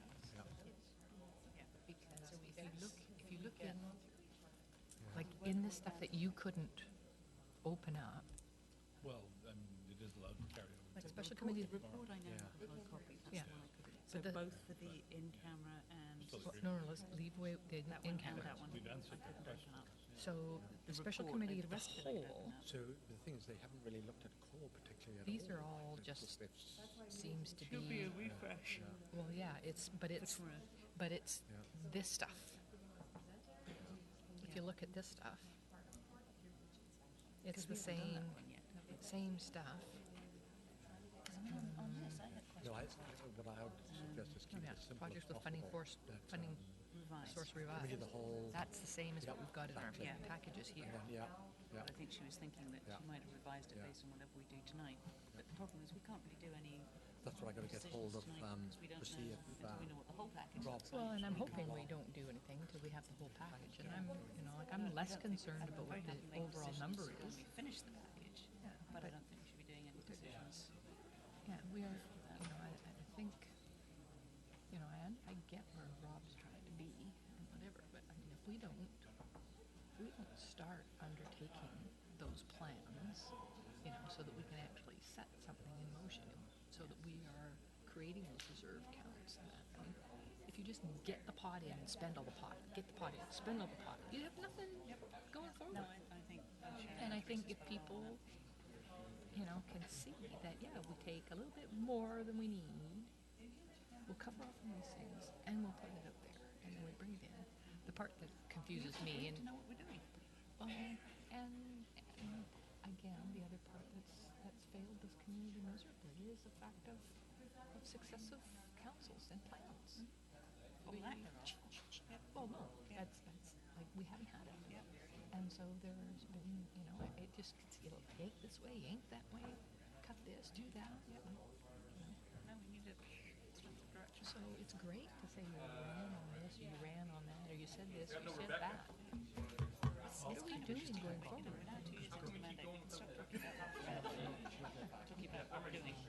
For me, this whole term, it should have been spent, largely on getting those plans in place and getting the infrastructure council, if you will, in place going forward. Oh, yeah. It certainly does.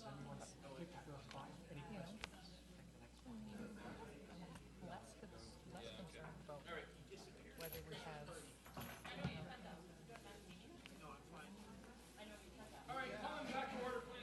new paint on the building. We don't want to be here till like 2 a.m. What time are we going to be here till, Rob? Not going past 10 o'clock. We've already on this one. not yet. We're not going to get. We gotta. We're going to be meeting Wednesday then. Bad. If we don't. You're cleaning out the cupboard, aren't you? All right. We're gonna attempt to speed things up because that was a lot longer than it should have been, and so as I said, there you hopefully all took your opportunity to have a look at what was excluded by staff. Are there any comments, questions? Councillor Pellington. Do I get to repeat my question? Well, you can summarize it. Okay. There were two items on the list that got dropped.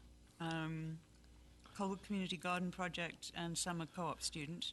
I understand the rationale for dropping them. My question was to probably the planning staff. Do we have any alternate sources of funding for Colwood Community Garden Project? Because I know there's been interest in getting that moving forward. Through the chair, potentially yes. There may be an alternative. Staff has initiated contact with the Colwood Rotary Club and seeking potential partnership where Rotary would fundraise for the community garden project to cover conceivably all costs associated with the project. We don't have a solid answer yet on whether that is indeed going to take place, but it has been raised with them. There is a glimmer of hope that such fundraising could cover all the costs, and that would mean no tax money would be necessary. Mayor Hamilton. There was also a grant that staff were looking at probably late fall, and I just hadn't heard anything back on that one, whether there was any success in that or not. I think it was a $5,000. I'm sorry, I don't have information on that particular grant in front of me, but I will look into that. Helen Lockhart was looking or doing that on there. I seem to recall that from past discussion with her that it was not applicable in her final determination. Good, thanks. Any other questions, comments? All right, seeing none. Looking at our CAO or Director of Finance, do we need a motion? Or what? How do you want to move forward past this? What do we? Before we make... Okay. All right.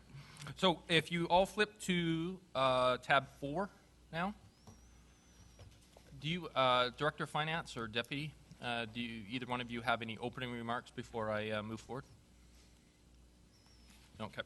So these should all be hopefully quite obvious to everybody since they've done it. So what I'm going to do is just break it into groups of 5 and we're not going to have explanations on every line item. If you have a specific question regarding a line item, please, that's your opportunity to ask.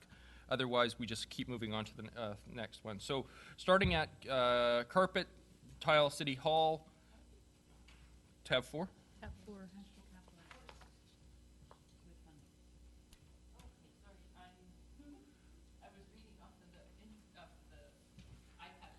Okay. All right, carpet, City Hall, move your way all the way down to emergency management communications. Looking at those 5 line items, does anybody have any questions? Councillor Cullington? Thank you. Sorry, just clarification. The carpet tile City Hall, so that's in addition to the 11,000 and change that was in the... That's correct. This is a carry forward from 2013. It's to do with the actual carpeting. Right. Just so the public knows, I'm going to come to the public at the end, so you'll be able to comment on all of them if you have questions regarding any of them. The next 5, from furniture for administration to, say, radios. Questions? Seeing none, I will move on. Vehicles to equipment replacement. Perhaps, actually, no, we'll just go above that. Sorry, radio channel logging recorder.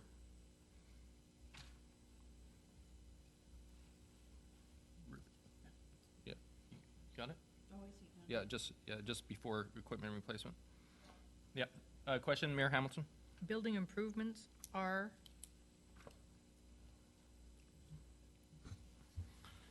Thank you. Through the chair, building improvements are for the fire station. It's found when we replace Snorkel 5-7, we are going to require higher doors. That would mean 2 doors at the very end of our station. The lowest we can get a replacement vehicle of the same type and design is going to be 11 feet 10 inches.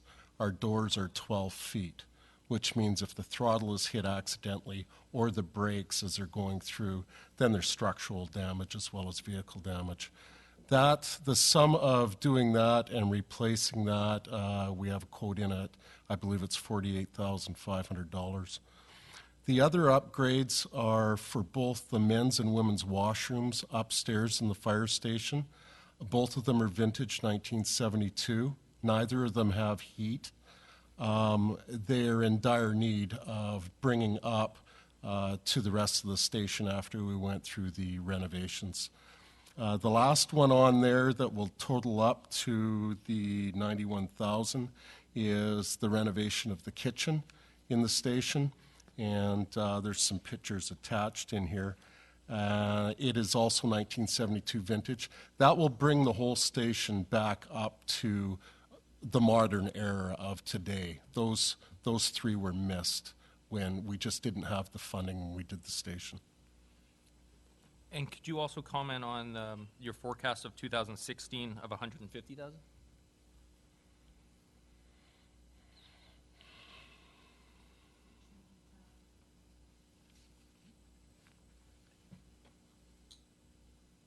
Which one is it?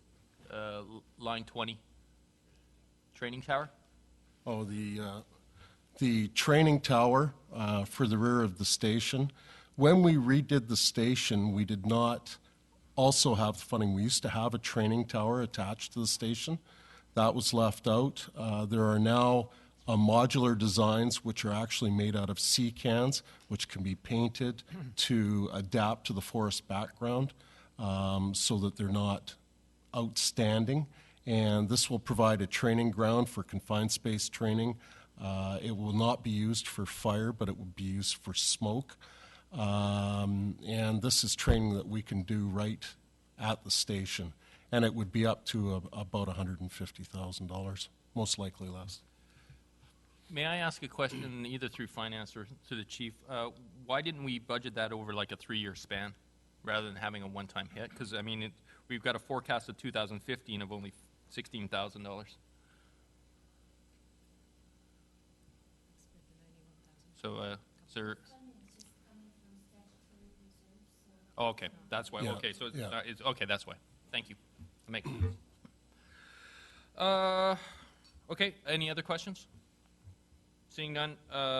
Equipment replacement, there's two that are really generic, so I just thought I'd leave those two. Perhaps you could comment on those just so we understand what they are. I don't know. It's just equipment replacement right under radio channel. Does anybody know what that is? Not that it affects this year, but...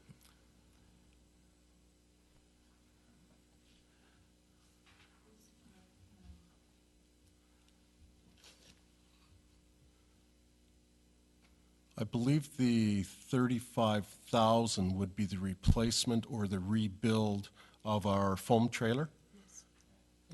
It's a 1972 Big Brother foam trailer, and it'll either need to be rebuilt or replaced, and that's what the 35,000 is. The 5,800.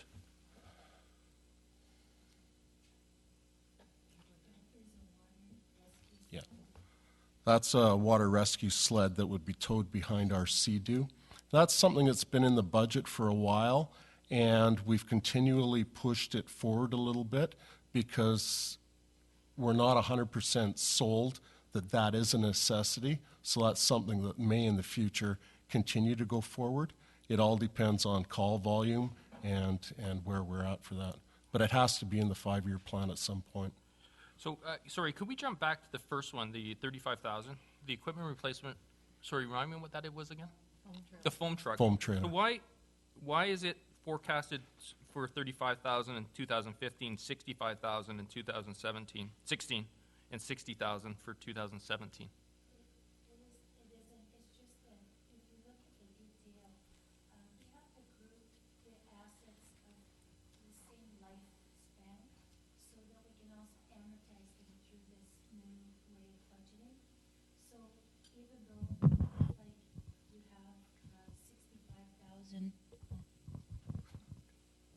Sorry. Because of the new way that we do the budgeting software, it also ties into our accounting. So we group like assets that have the same useful life together for the purposes of this. So when you look at the detail, you can see that there's 4 different and distinct assets on the projector screen. You have a foam trailer, a Chevy Silverado, a water rescue sled, and an inspection vehicle. These all have a 10-year useful life, and the way that this rolls up, it just puts them all together as like Okay, assets. so it's not all for the foam truck. No. Okay, that's because it was just all on the same line item. So what was confusing me? All right. Any other questions? In tab 9 is the detail. Detailed.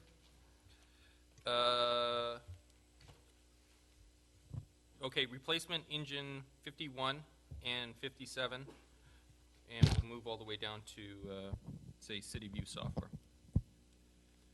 Any questions regarding any of those? Councillor Cullington and then Councillor Day.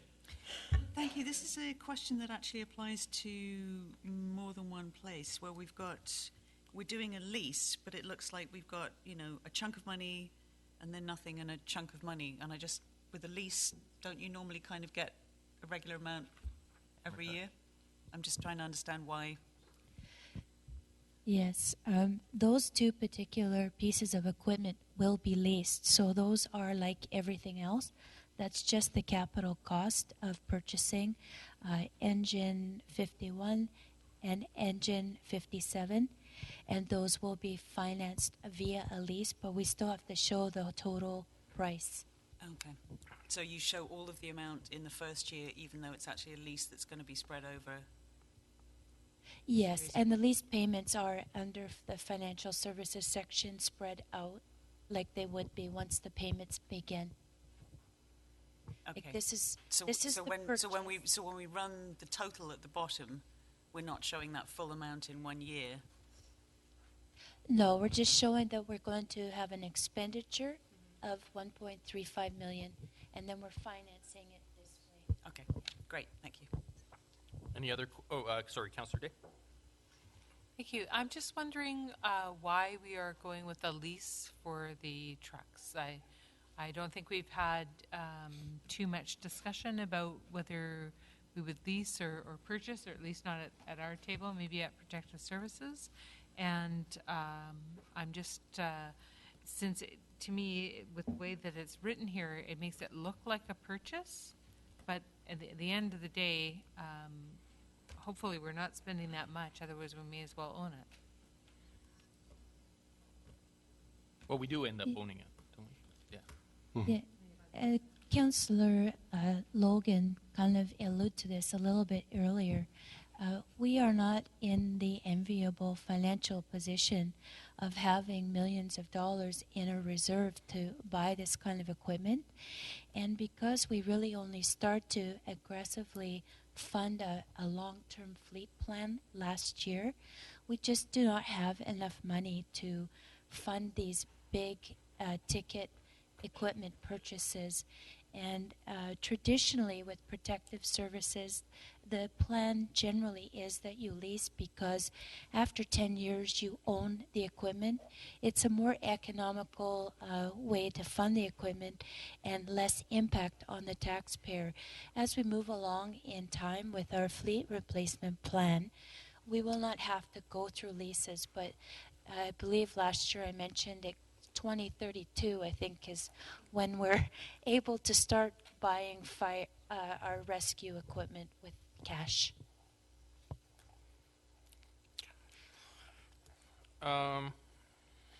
Any other questions? Seeing none. Emergency Management Auxiliary onto annual traffic calming improvements. Councillor Connaughton. Thank you. Again, this is an item that runs forward. I notice a lot of the items under DCC roads, there's nothing for this year, but money's allocated for future years. Do we have any money in our DCC roads budget at the moment, or is this a kind of based on future expectations? We do have a significant amount of money in that reserve. Some of it is restricted at this time. So this budget takes into account those projects that can legitimately be funded from those monies, but also keeps that restricted balance intact until we resolve that. So, for example, are we able to put money into the 2014 budget for traffic calming improvements? I just know that we're hearing a lot from our residents in various different areas about concerns regarding speeding.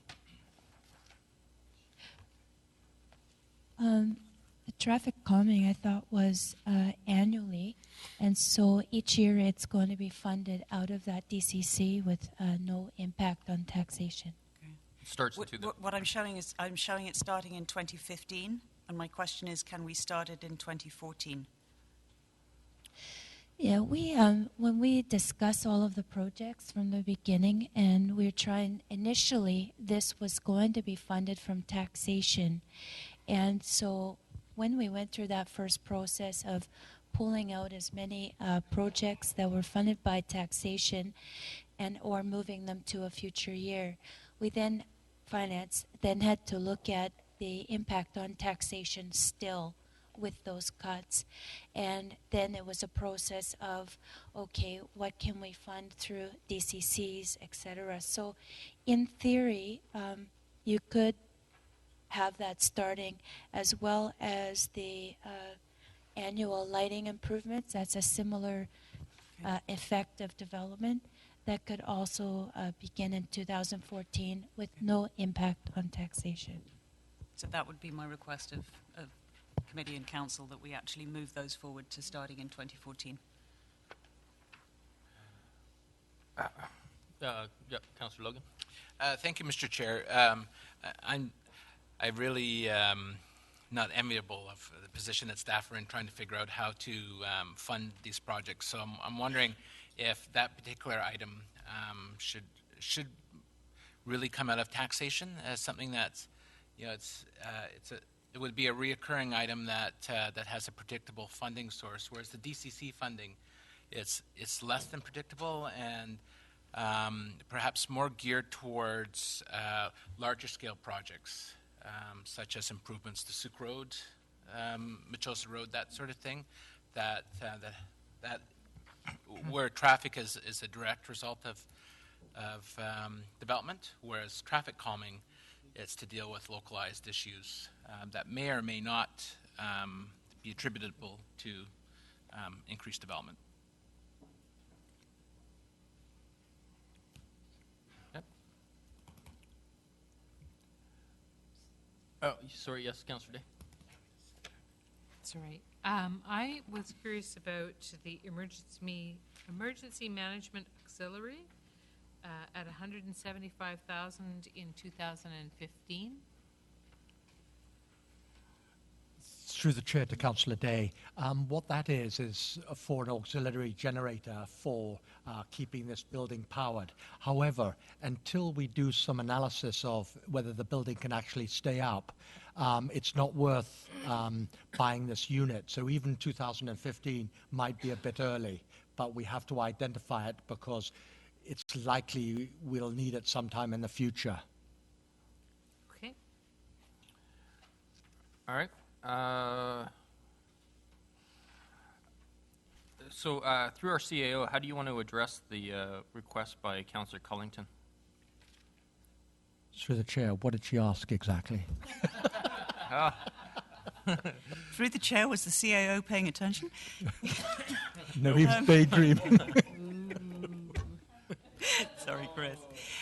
My request was that, and I'm, you know, it could be roads DCC. Councillor Logan suggested could be taxation, but I would like to see both the annual traffic calming improvements funding and the annual small lighting improvements funding be starting in 2014.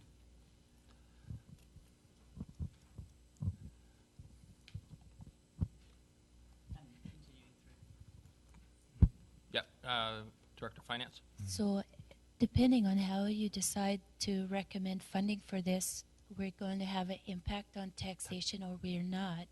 And if we're going to have an impact on taxation, we need to know what needs to come out, or if we're going to just increase taxation. Right.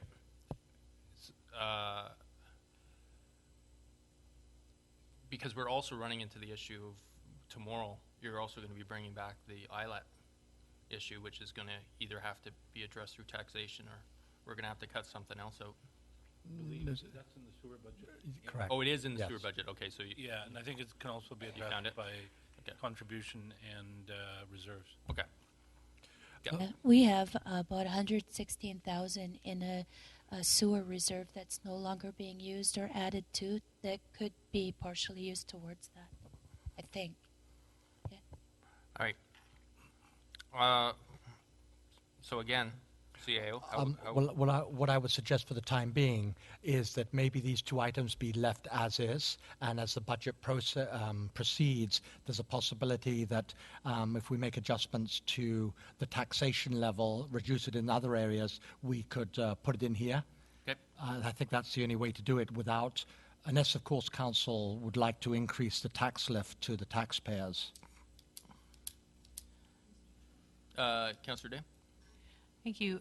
Both of those items were coming from the roads DCC, so would that I don't think that would affect taxation, would it?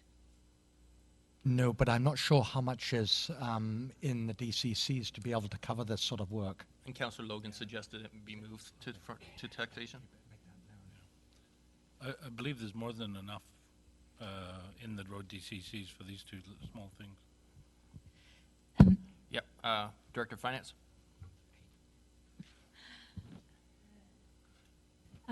Going into the 2014 budget year, we have $974,799, of which about $400,000 is currently restricted.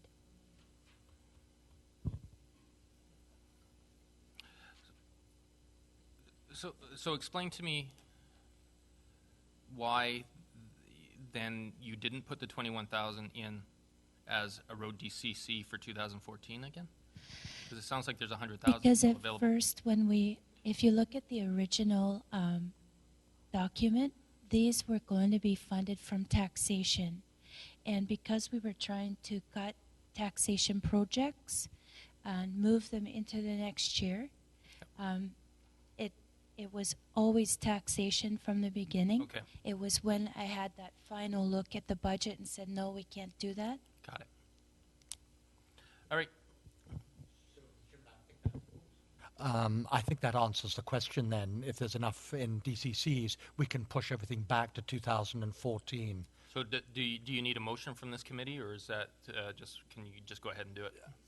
I think, yes, we'll just wait until the end. Yep. Okay. DeVito Trail to street lights, LEDs. Questions? Seeing none, I move to traffic signals, UPS, 3 locations, to Kelly Road, Souk Road improvement. Councillor Date. Thank you. I would like some explanation about Kelly Road. I can take that one. Yep, go ahead. So this is for improvements of the infrastructure around the Kelly Road, Souk Road junction because it's a commercial area. And we know that some of the property owners are considering substantial upgrades to their property, and it's a chance to use part of the gas tax to essentially foster economic growth through the improvement of that area as a commercial area.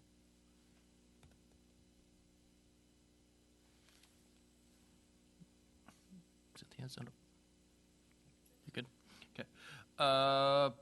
Sorry, any other? Seeing none. Bus stops to VMP. Councillor Logan, then Collington.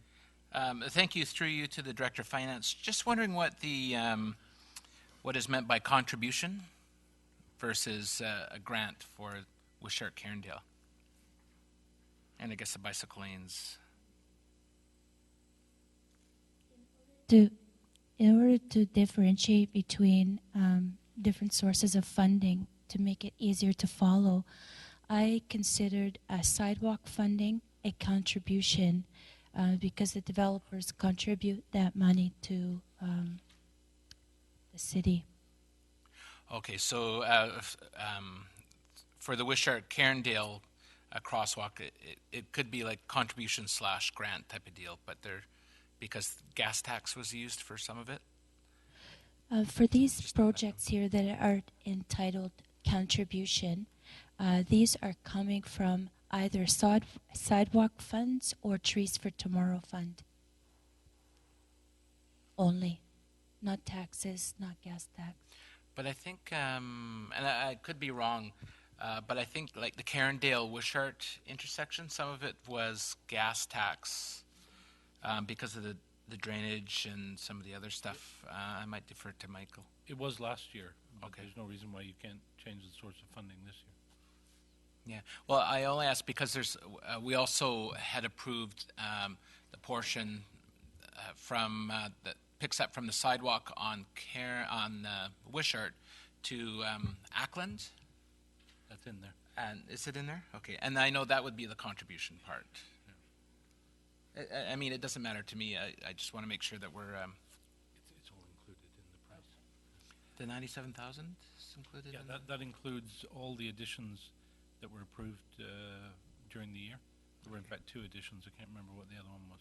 Yeah, I just thought that whole intersection was about 97,000 or thereabouts, not including the Ackland extension, I guess, for the lack of a better Wishart term. and Cairndale we're talking about, yeah. Yeah, yeah. No, including, but less what we've already spent this year. Okay. Oh, okay. Yeah. Gotcha. Councillor Pellington? Okay. Any other questions?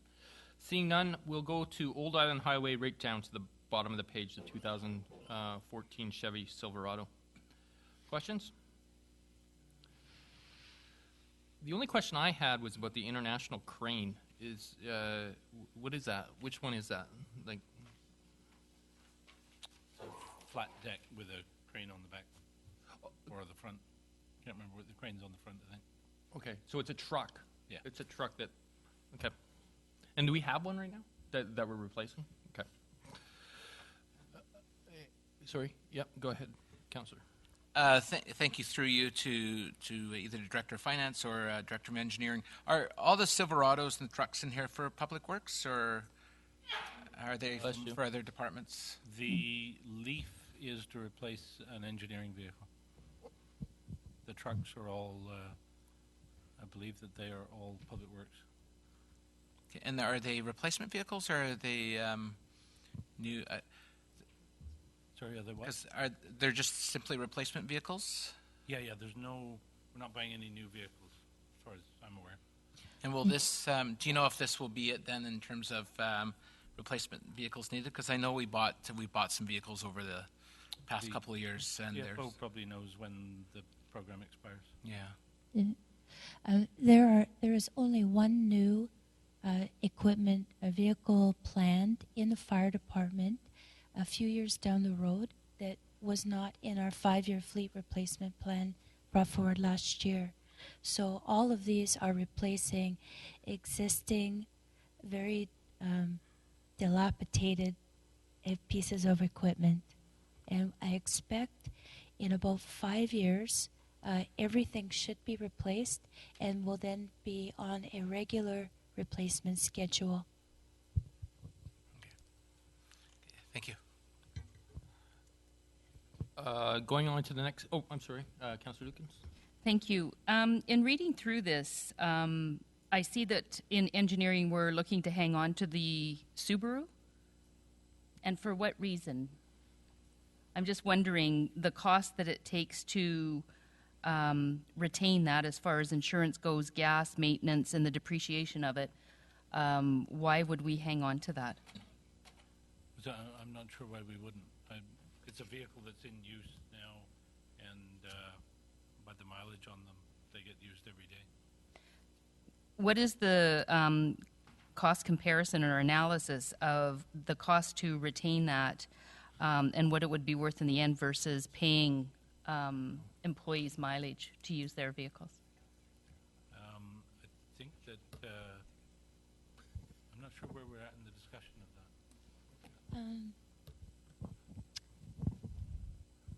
Why don't you just leave it on? My hands are getting all sweaty from holding it so hot. Yeah, this is one equipment in the budget that, could be an option either to replace or not to replace. There are some options. One is to have the employee use their own equipment at about 54 cents per kilometer. The one piece of equipment that they're using, they're driving about 1,000 kilometers a year. So 1,000 times 54 cents a kilometer. The other one, they're driving about 1,200 kilometers. So again, 54 cents a kilometer. One of the ideas that staff looked at with respect to this, we've left it in here, but we did look at the idea of paying staff's insurance on the equipment for driving business use, as well as the kilometers. So you're probably looking at about $1,200 to $1,500 as opposed to the capital outlay of $30,000 plus fuel, maintenance, and insurance. But that's committee decision. Just from a financial perspective, it's one that I did highlight in there that didn't make sense to me. So.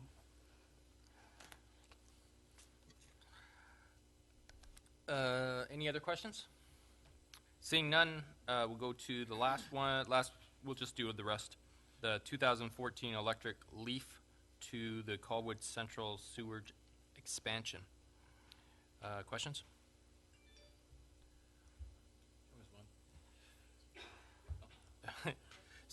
Oh yeah, go ahead, Councillor Day.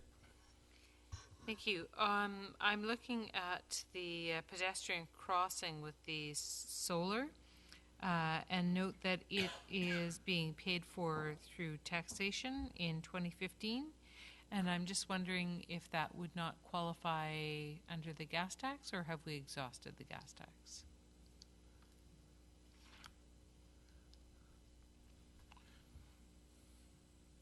Who would like to answer?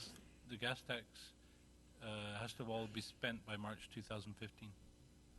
And I think you've budgeted that, right? Like we've Yeah. maximized. Yeah, we've spoken for all the dollars. All right. Oh, Councillor Cullington. Sorry, just before you go out to the public, I wanted to pick up on 2 items that didn't get into this list. Okay. Actually, do you mind if we do it after we go to public? I don't mind if you do it after. Thank you. One more. Councillor Cullington, or excuse me, Day, did you have something? Okay.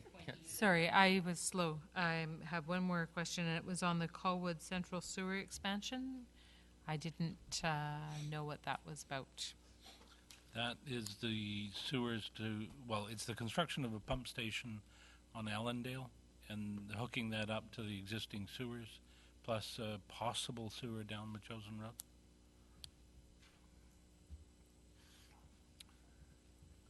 All right. Public?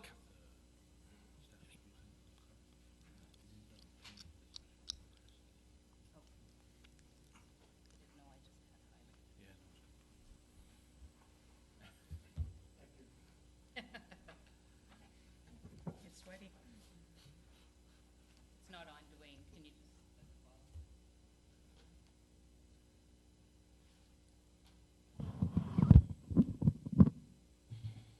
Okay, so my questions would be, the emergency management operation, is that an ongoing expense?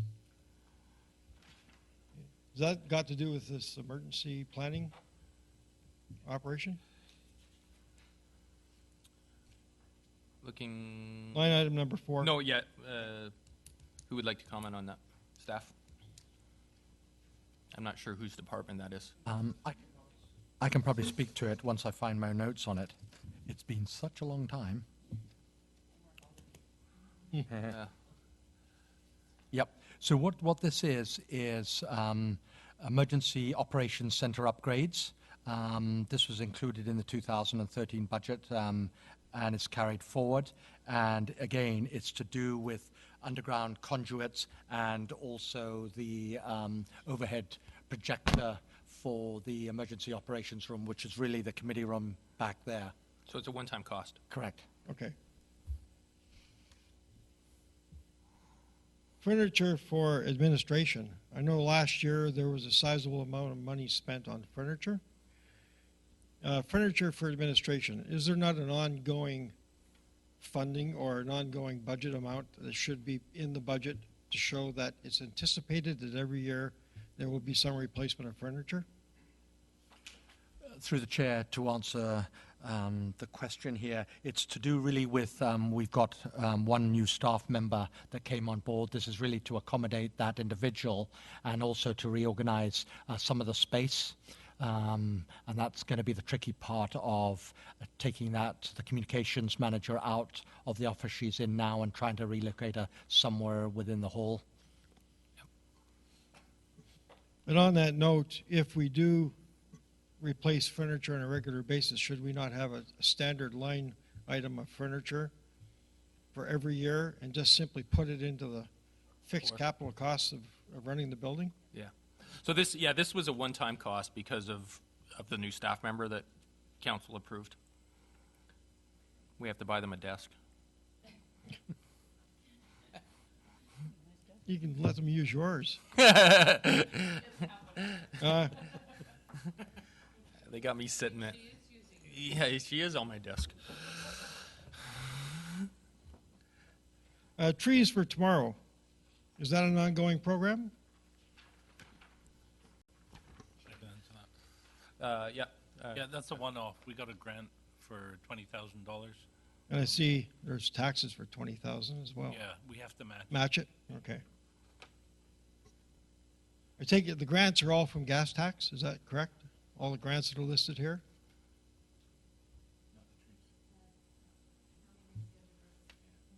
Yeah. Included in the grant total is $7,500 grant from ICBC for one of the engineering projects. The rest of it is gas tax.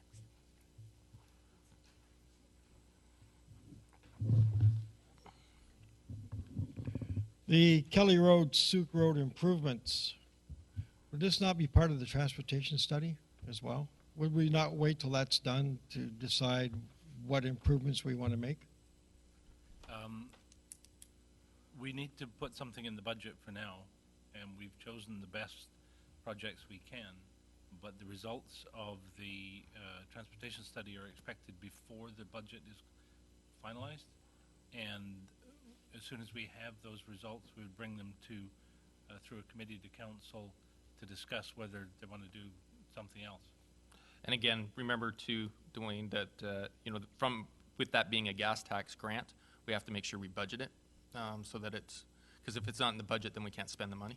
Right, I understand that. And the attempt here is to try and spend the entire grant before we run out of time, right? Yep. What is survey monuments? Most municipalities have a system of monuments so that when surveyors are tying in new developments to existing to the coordinate system, they don't have to survey too far before they find a monument they can tie to, and we have some gaps in our current system. Okay. The planning committee builds a statue. I've been informed by Councillor Logan that it's actually for statues of the planning committee chair. That we just built a statue for the. That's it, thanks. Thank you. I'm glad to know that you'd recognize me or honor me, one of the two. I've lost my agenda. What's Probably let your dog that you don't have come by. Yeah. Oh, here it is. Okay. Moving on. We are now on General Operating Core Budget Review. 4.3. Oh, I'm sorry. Before 4.3, I apologize. Councillor Cullington would like to comment on things that don't exist. Thank you. Two items that got dropped, regretfully. One is land acquisition for the new fire station. In the original, we'd put. But just hold on.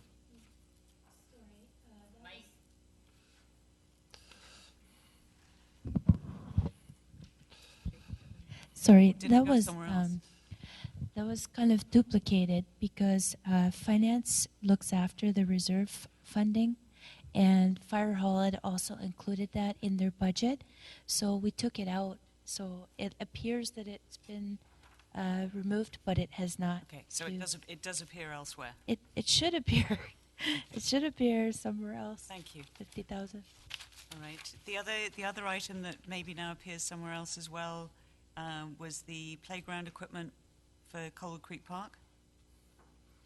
Yeah, the directors decided as a group that the kids did not need anything to play on. Ooh. So That's why, sticks. They decided sticks were enough at the playground. there's some bark mulch out there. Okay. Yeah, that was just one of those projects that unfortunately got chopped. Okay. I'm commenting on it because I'm not seeing anything in the rest of our budget towards parks improvements, and it does seem like we should at least be trying to do something towards parks improvements in our budget. That's a comment to the rest of council, not to you. That's why I hate spending $350,000 on studies.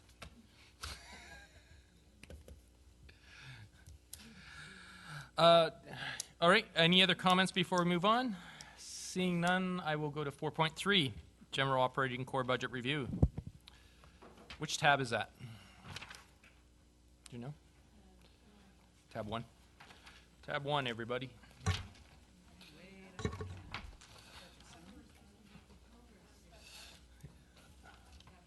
Oh, we're going back. We're not moving forward.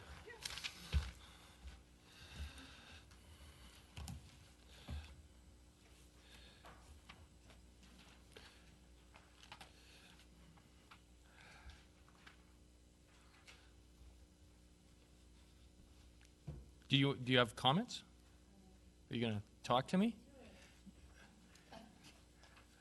Well, we need. I would like an overview. Yeah.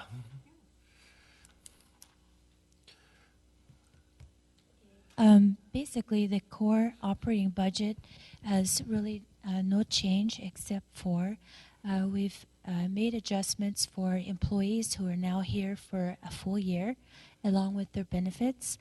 And we've allotted required increases via pension plans or other benefit plans.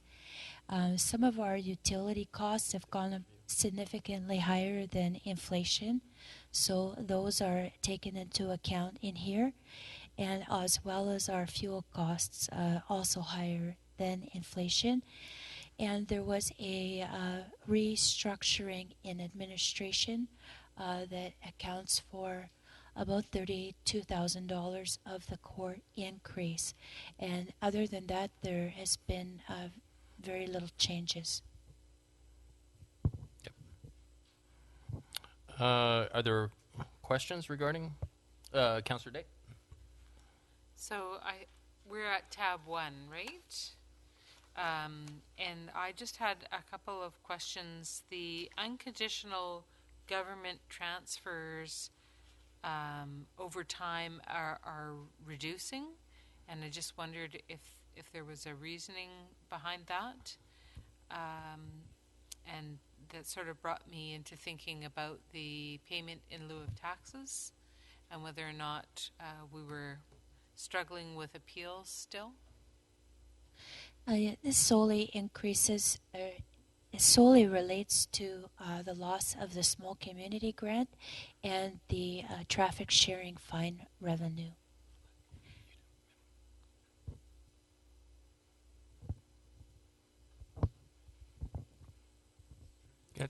Through the chair to Councillor Day, just a bit more information on the PILT. We are challenging 2010, 11, and 12, and we're going to try and get 13 in that as well. So that those won't be resolved until much later this year. Thank you. And if I could just follow up on in the 2012 actual, under the just above total revenue is other, and in the actuals we have 1,906,986, and I just thought that was a very large number to have in other. Yes, I mentioned earlier that because of how we budgeted in the past, some of these numbers will be a little off. The Solar Colwood budget, I know, has kind of moved all over the place. This coming year, it's going to be in... this coming year, it's classified as a user charge.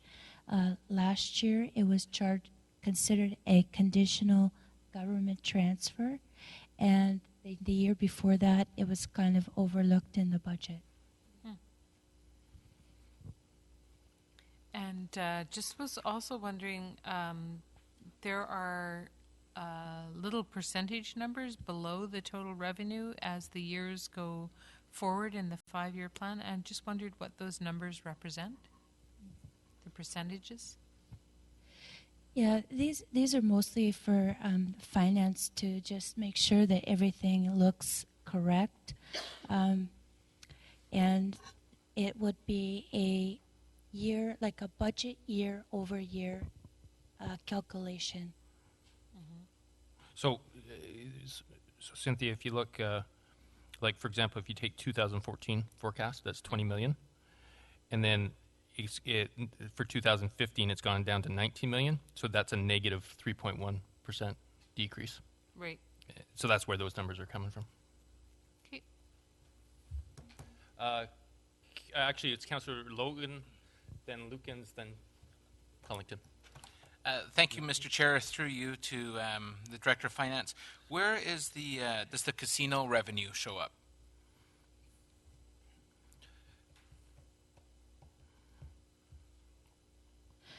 That would more than likely be included in our unconditional government transfers. I'm wondering then if because it's not government related, and it usually was had its own standalone line to identify that more accurately.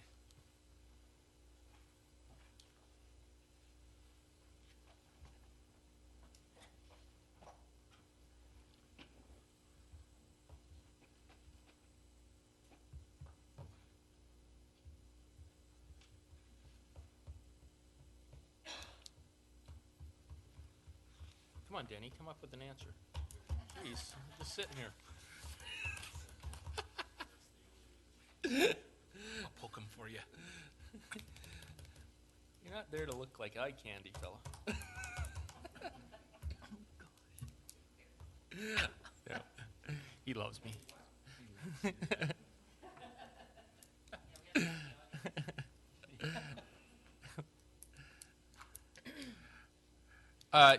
That's the one thing I didn't try to look for to find.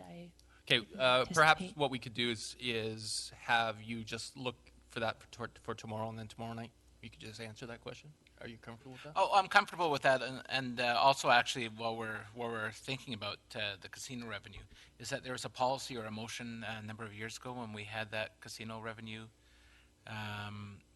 first come to the city, and the direction was to spend it in 3 areas: debt, savings, and infrastructure, or something like that. And I think we may have strayed from that, and I just want to make sure if that's still in place. Of course it is. Of course. Fourth one was blackjack. Yeah. I think it was Lukens, then Cullington. Thank you. I'm looking at developer contributions. We haven't been close to what we've budgeted, and then there's no forecasts either. So what's happening there?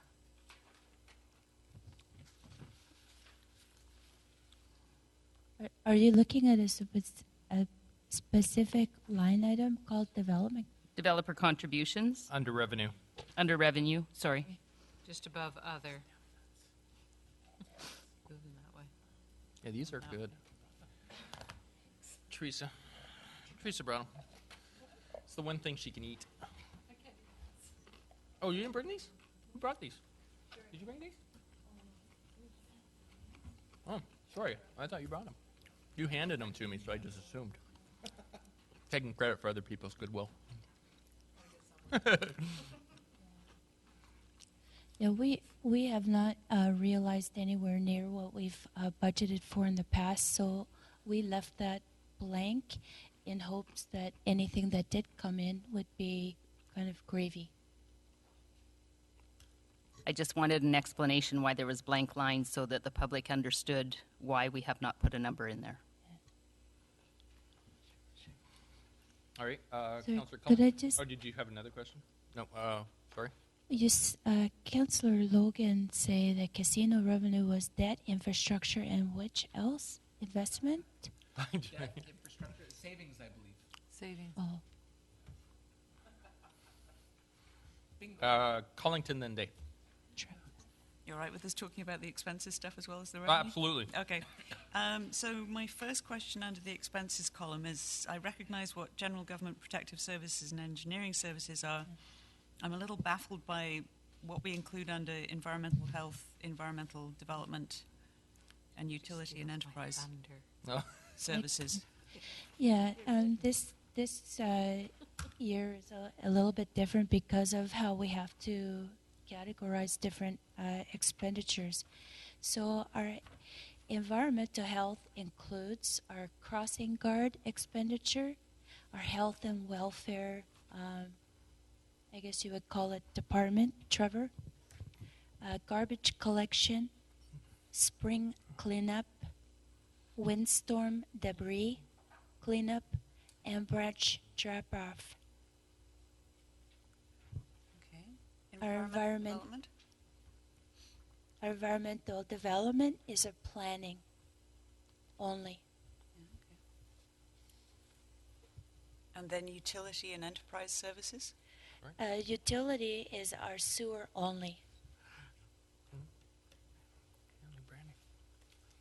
Okay, thank you. My second question is help me understand why, if I look under 2014, we're predicting revenue of $20 million and change.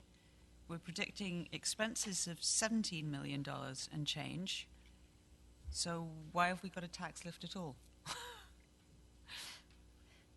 You have to go on to the next page and follow through how we have some expenditures, transfers to reserves, payments on debt, and capital purchases through the different departments. So the bottom line should balance to zero, which it does. Okay. Thank you. Councillor Day? Thank you. So just going back to the developer contributions, I had that circled on mine as well. I don't really understand what the developer contributions are. Is that when we receive money, in lieu of sidewalk improvements or frontage improvements?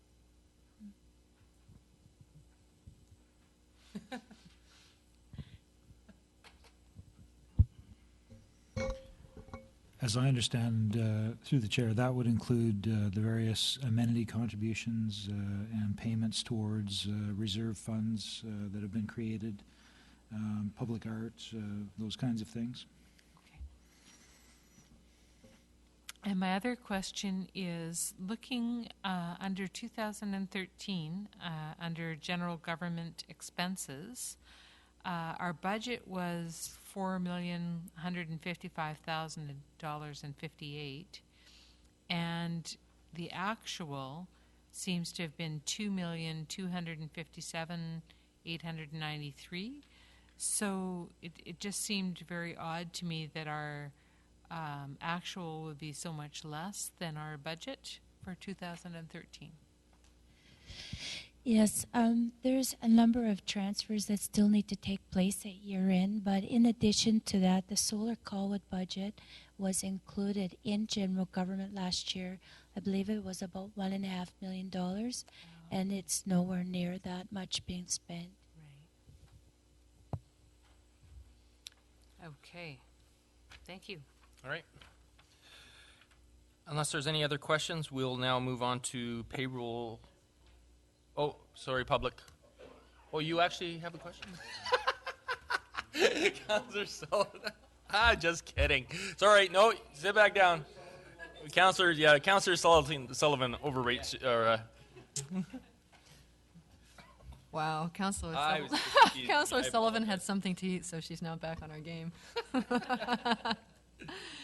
Just following up on Councillor Day's questions with respect to general government and our actual expenditures being in 2013, $2.257 million. Let's call it that. I have a question with respect to the 2014 forecast being again almost double that at $4.176 million, especially if Solar Colwood's not included. So I'm just wondering why that seemingly big jump is there.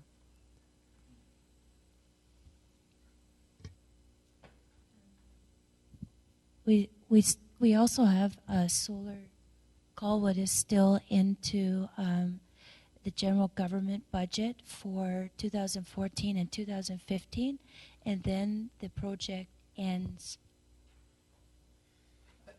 Question. Finance mentioned earlier that the year-end numbers aren't in yet, and nowhere 1.2 million is included in the 2013 general, but we haven't used that money, and hence the actuals in 2013 are that much less, but it's still in the budget. So that's why the numbers are there.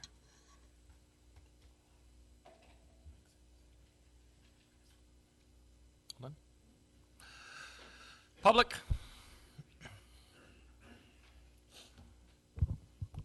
Thank you. My first observation is the approximate $2 million less in taxation revenue than budgeted for.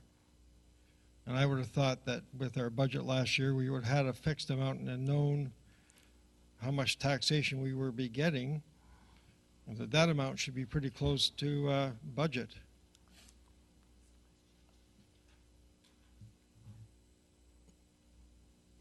Anybody know why we're $2 million short on revenue?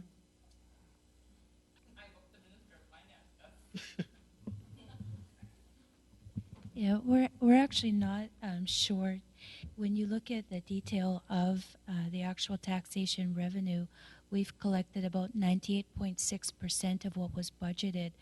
These figures here include the actuals do not include. I believe the sewer user fee is treated differently in last year's budget, so going forward it'll match better.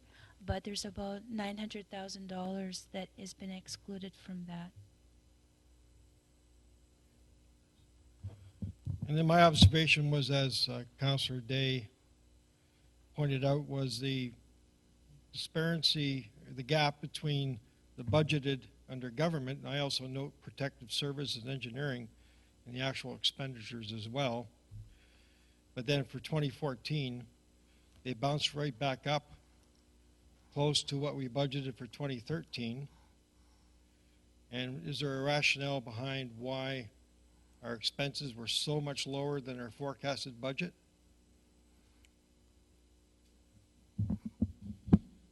Did Mr. Baxter take a year off?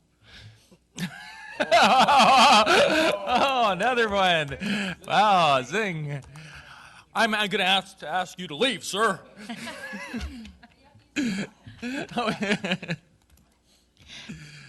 Once again, there's a number of year-end adjustments that need to be made.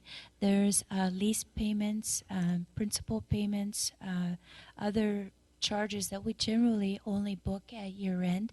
And so once those are done, you'll see these figures bump up.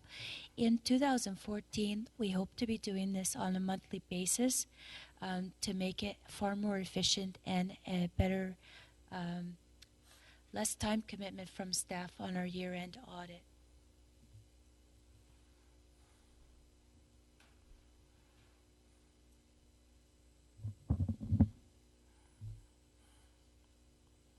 I think that's the end of my observations. Thanks. Thank you. My apologies to Mr. Baxter. Not to take it personal. I don't think he's crushed. 4.4, payroll supplementals, salary and wages. Tab. I hear it's tab 2.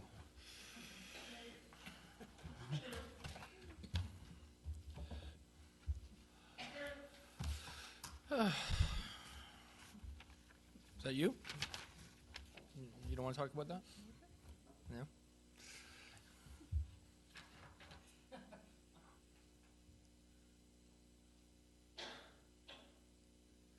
Quiet down.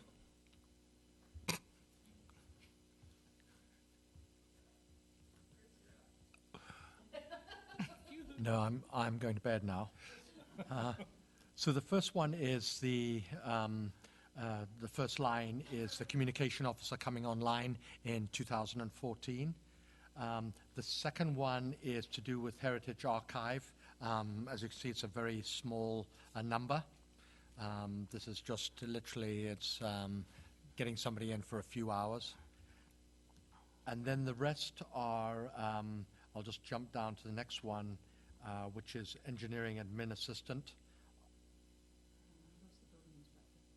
No, that's the building inspector is the next one, but the one after that says, oh, sorry, it's engineering admin assistant. So the first two are to do with administration.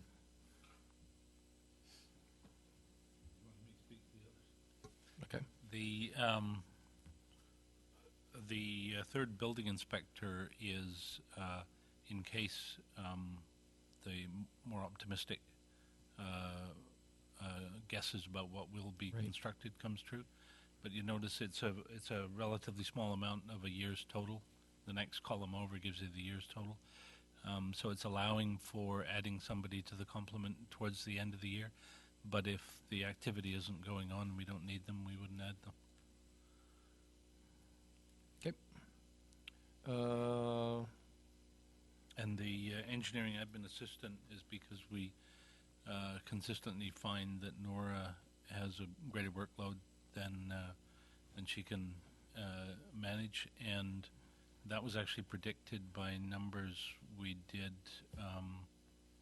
about 5 years ago, where we actually showed that we needed one additional technician. That person was hired, and we needed at that time a 0.6 extra admin assistant, and the workload has expanded since then. Fin IT? I take it that's finance IT?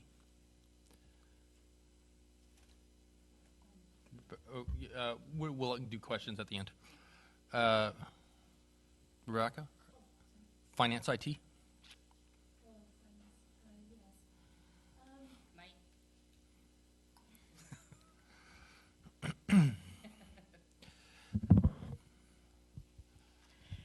Yes, since I've arrived at the city, it's become very apparent to me that our IT is very fragmented, and one of the reasons why a number of our software projects are not implemented, and you see SharePoint on here yet again, I think the third year in a row, is that we don't have the expertise, either at Langford does not have the willingness to help us with our software implementations, and we don't have true expertise here at City Hall for anyone who does this kind of work full-time and can see these projects from start to finish. Nora tries her best. I've tried to help, and the city has been very fortunate that we were able to land Denis Gagnon, because he comes to us with Microsoft certification as well as his accounting designation. And Denis, since he's been here, has had a tremendous impact on our automation of everything from how we collect the tax payments. This last year we had no lineups because of Denis' involvement and improvements in how we do those payments. He's implemented a number of automated forms utilizing our intranet significantly. He's been able to understand our accounting software in a way that nobody, and I consider myself pretty smart, and I threw my hands up at it because it's so complicated. And he's been able to develop monthly reporting off of that software, which is a miracle. Our wish is that we are able to continue to keep Denis after Jen returned from maternity leave, to continue to implement some of the software programs that are not only carried forward from previous years, but also in the budget this year. And I know from conversations with other departments have been very pleased with what Denis is able to do from an information technology perspective. Our hope is that we will be able to get out of the Langford IT agreement, which comes with a base $48,000 charge, whether we use them or not. And in addition to that, they charge about $120,000 a year. Every time we add a new software package, whether they help us, well, they don't help us implement, they just put it onto our server and expect us to figure it out. They still charge us more money to support it, which doesn't make a lot of sense to me. But it's a significant amount of money that the city is paying out, and I would like to see eventually that we work towards having this as an in-house position.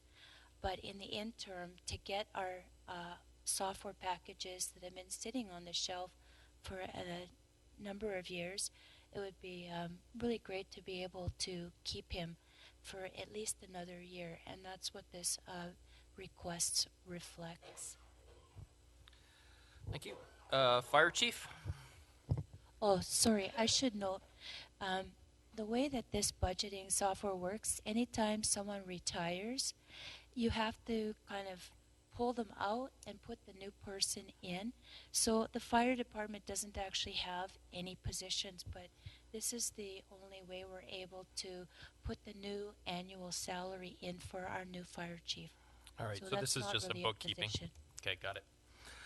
RCMP watch, who would like to speak to that? Do you want to?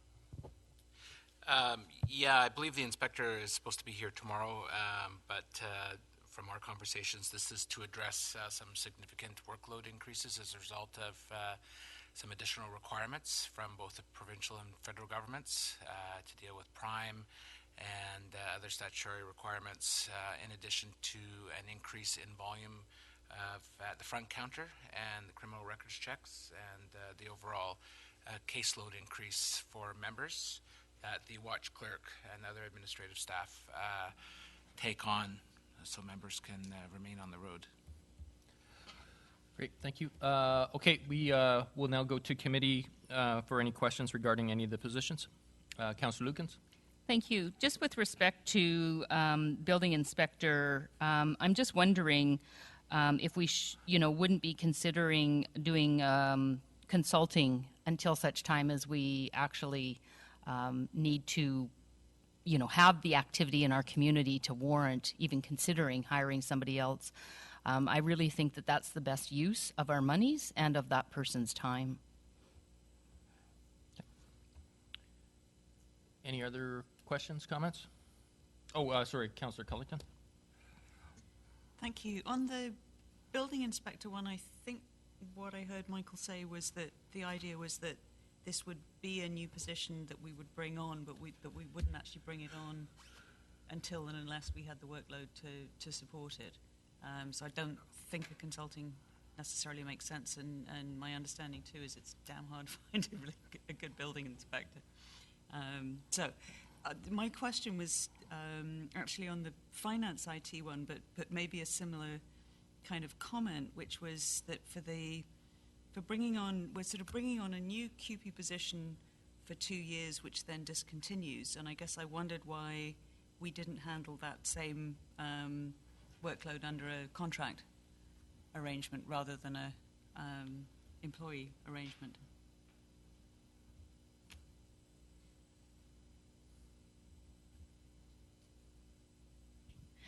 I think we would run into some issues with the union if we were to try to bring in a position that kind of looks like a union position. Okay. Thank you. Yes, to answer that question more explicitly, one of the issues is, does the work the individual's doing look like work like a regular job, or is it a contract which has got a specific start and a specific end, and it has a specific scope of work? There's quite a difference. The Director of Finance is correct that we would find that the union wouldn't be in agreement if we brought somebody in under contract for this kind of work. Thank you. Any other questions? I just have one regarding the RCMP, and I guess it's more of a feel than anything else. I feel as though I'm empowered to say yes or no to these positions, and I'm just wondering, am I actually empowered to say no to the RCMP watch clerk? Or is there legislation that's just like saying, yeah, we have to have that watch clerk? Like, where are we at with that? It's not a cost share. This would be a Colwood funded position. Yeah, but it would have an impact on service to the residents and to the members should this position not be funded. And Colwood's not the only municipality that's being asked for an administrative position, because they have been severely taxed. They've actually been running with casuals, so this is to address an imbalance. But Mr. Chairman, one of the solutions for this would be if this council felt that it's quite a load, we could say, well, we agreed to it, but we can't bring the individual on until June or even later in the year. So there's a commitment from Colwood, but it doesn't have to be as of January the 1st. Well, and I guess my question, and I can address this question tomorrow when the commander is here, but it's just like I know that we have to fund X amount of police officers because of our population, and I'm just wondering if there's also this mandate that we have to fund watch clerks to a certain extent. No, and there actually isn't any requirement or mandate to fund a specific level of police officer Oh, isn't it? service. No. Okay. But having said that, it directly, the amount of officers on the road directly relates to the amount of service that the community gets. Right. Okay. And one other thing Councillor Logan alluded to is the amount of administrative work that has been offloaded by other various levels of government down to the detachment because they can't afford to continue to fund those. So you have 24-hour call centers. You have a requirement from the Attorney General office now that all statements must be typed and submitted by a specified period of time. And there was another thing that was kind of just thrown onto them as well. So there is a direct correlation to how many officers we fund, but then there's all these other outside interference that offload the work back to the detachment.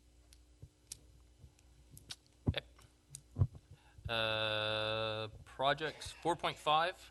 Oh, no, sorry, public. Public have any comments regarding supplemental salary and wages? Seeing none, I will then move on to 4.5, projects with funding sources revised. Which tab is that? We've already done that one. Oh, we did 4.5.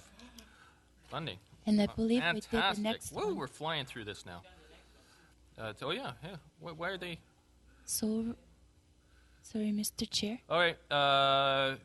We will take a 5-minute break, and then we will go to 4.7, Administration, IT, Corporate Heritage, Emergency Measures. Whew.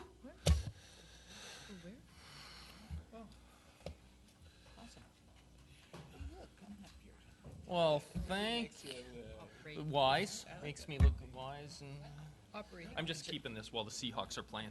As soon as the Seahawks lose, then it's coming off. You do look good, I gotta say. Well, thank you. My wife hates it, so I'll just say Gordy and Cynthia like it. Maybe I'll just go sleep over there. Wow.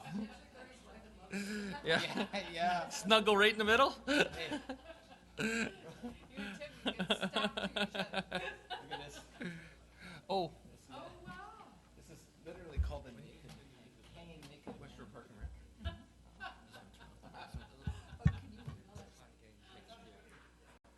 It's out, okay, because this is a report that I'm going to give you tomorrow about proposal to build a solar array up there in the bay, which would give us an uninterruptible power supply 24 hours a day.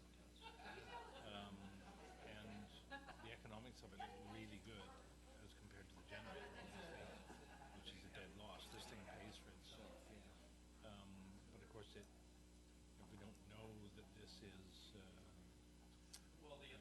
going to survive an earthquake, that kind of colors the decision. The same token is it's one of those things that if the solar array is an advantage to us and then it lasts 2 years for 20 years, we just take the risk because that's why we put out buildings all the time. Yeah. If there's an advantage to us, and there is over the long term. And I'm, fairly remote really. Yeah. Well, they're more remote than almost anything else. Well, I don't know if you were watching 60 Minutes last night. They were looking at three subterranean lava stuff. One of them, of course, was what's the one at Hercules in Greece? Pompeii? No, Big mountain behind it. Vesuvius? Yeah. Is it Vesuvius? Yeah, there's Vesuvius. Yeah. That's one.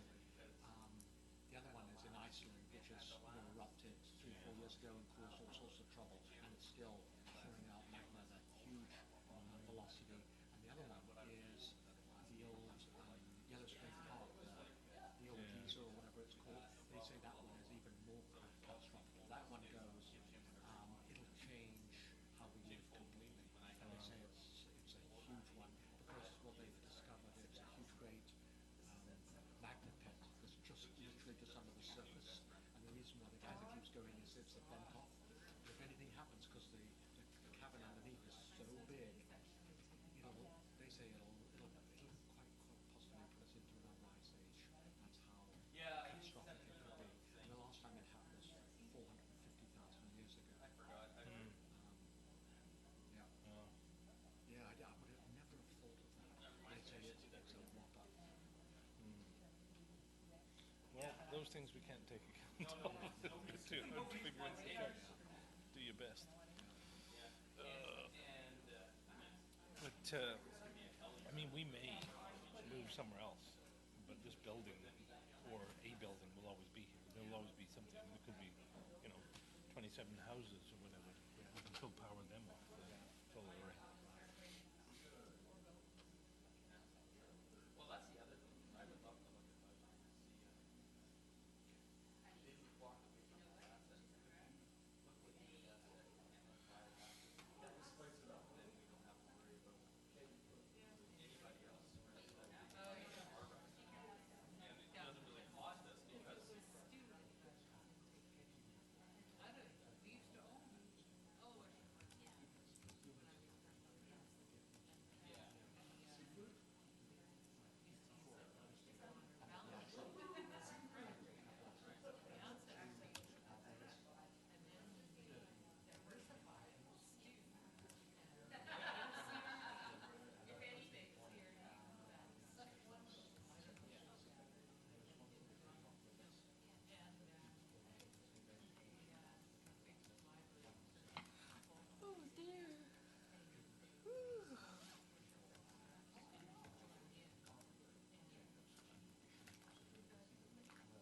Okay, let's shake, rattle, and roll, man.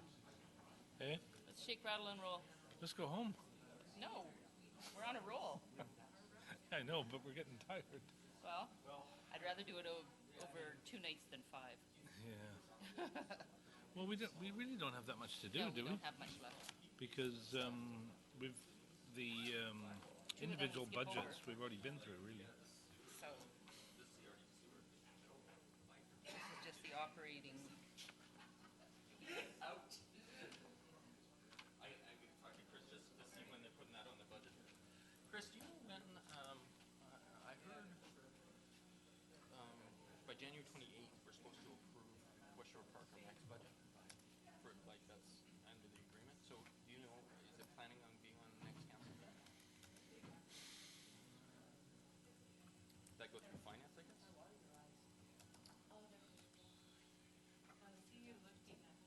Should I ask Rebecca? Can't start retiring yet. Yeah, because the thing is with that one is that Because we're not going to meet again, are we, before the 28th? well, it's easy enough to have a meeting, but I thought that the recreation budget had already gone forward to council. Maybe. Yeah. I don't know. It's all a blur. Or there's a possibility they went before. That's Megan. Megan knows everything.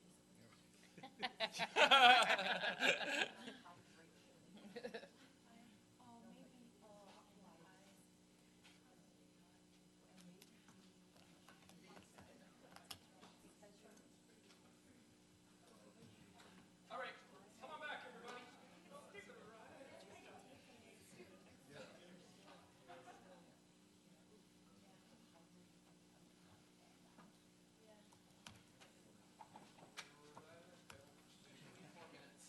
No eating at council.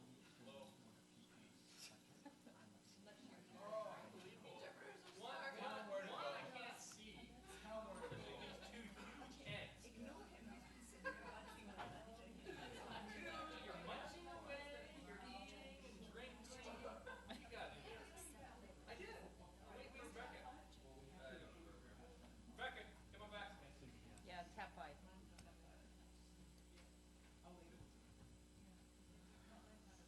Well, the difficulty is we made Yes.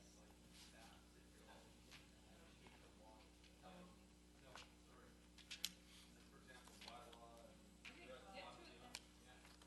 fire chief can sit here all night. Yes.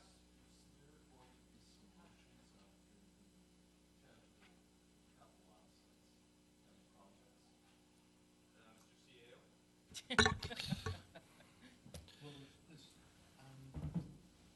there could be for the projects and the total capital assets.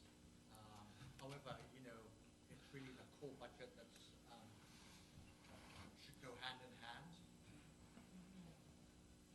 nice to know the whole thing before we... Yeah.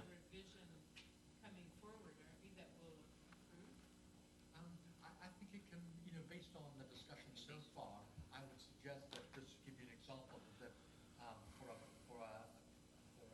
motion that the Committee of the Whole recommends to Council that the list of projects for 2014 through 2018 as presented at the Committee of the Whole meeting of today for a total of $903,209 be approved with the addition of the ILOT Matilda sewer pump station. So what that does, it approves it all, and that goes forward to council.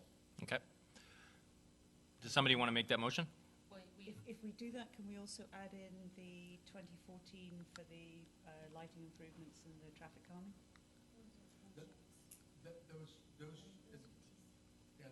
Those would be automatic based on the discussion. So those would, I don't think you have to make a side motion on that. We'll take that as pushing them forward to 2014.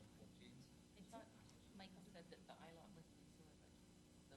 That's right, but the sewer budget is part of, it's a project that would come under capital assets. All right, so we have that, we have the recommendation for a motion. Would someone like to move that? Thank you. So Rebecca, the motion is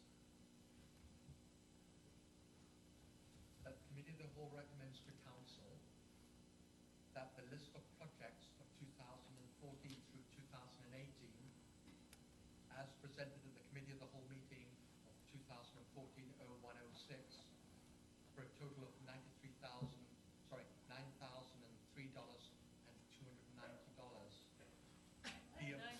Sorry, no, $903. $903,000. Good thing he's not serious. Wow. Be approved with the addition of the ILOT Matilda sewer pump station. Does that make sense?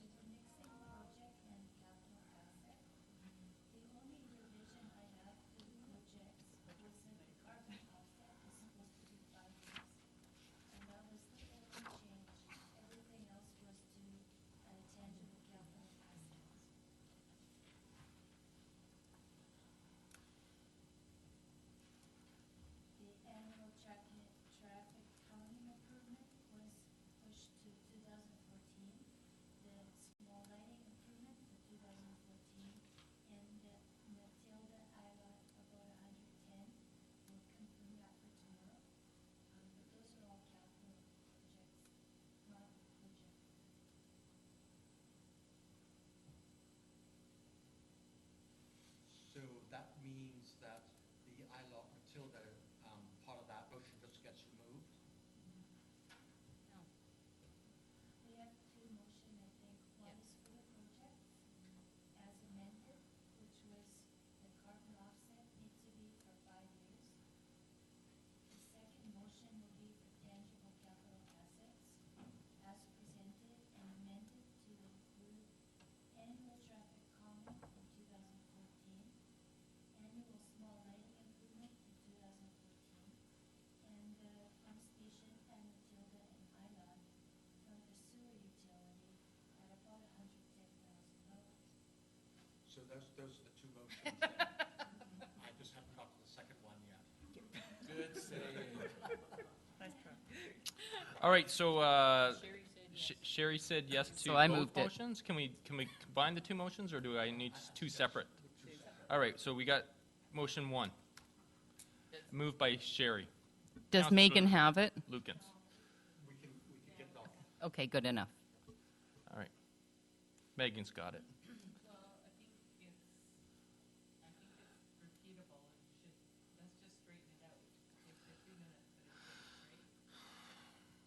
All right. Yeah, Well- so the first motion is an amendment.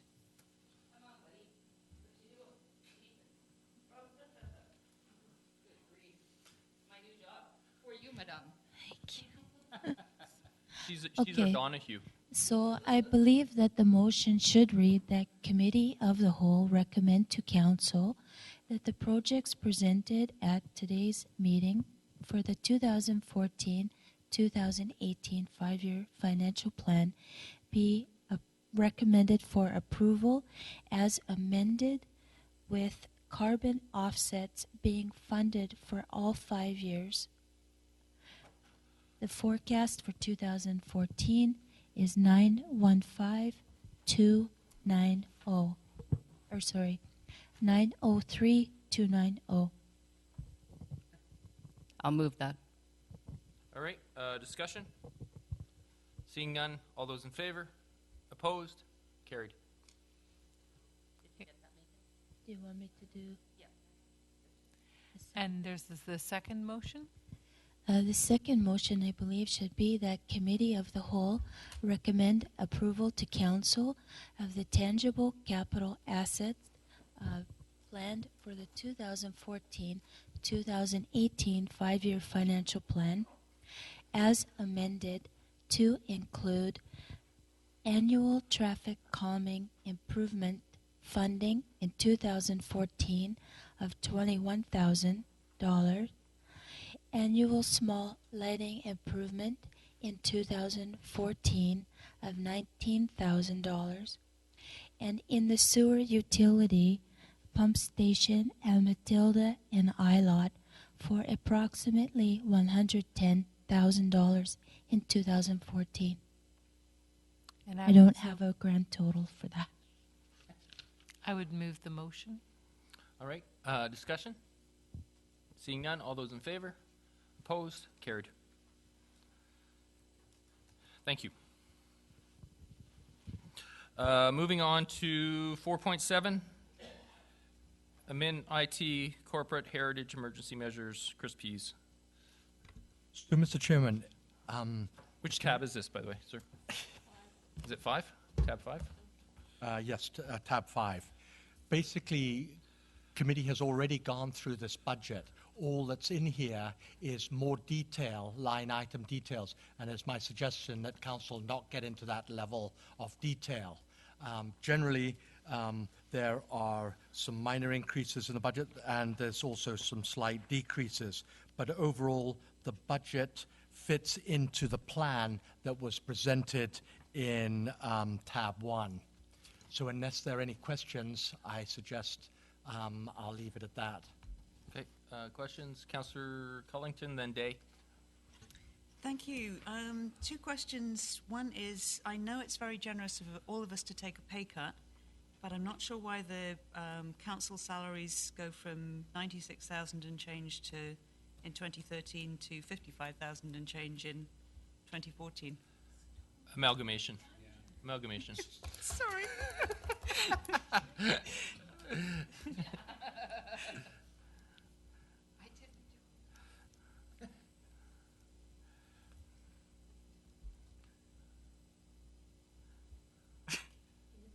That the mayor is going to work for free.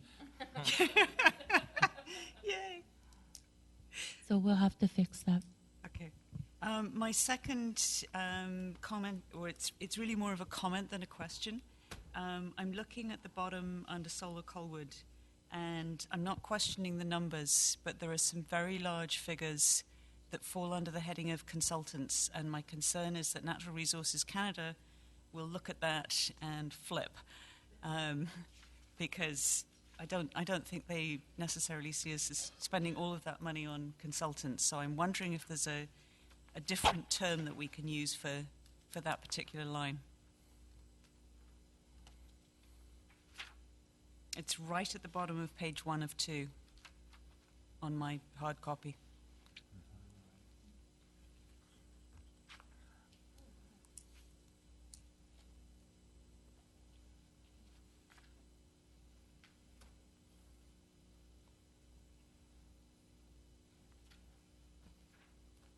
I'll leave it in your capable hands to figure out what the follow up appropriate with word is. idea on that. Yeah. Or Jen, I guess. Okay, Councillor Sullivan.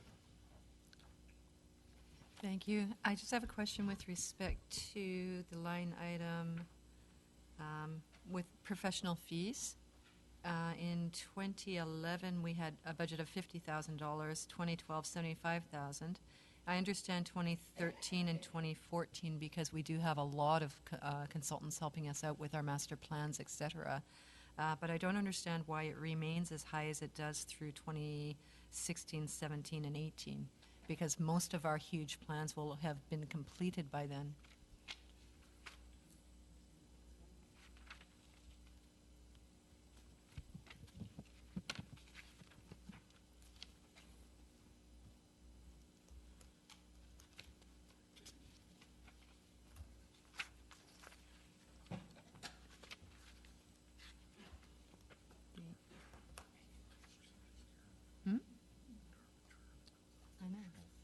Well, that's a good question as well. Although that may have to do with the fire trucks coming on board and stuff. I don't know if I'll throw that into the lease. So, I'll get no, maybe I'll.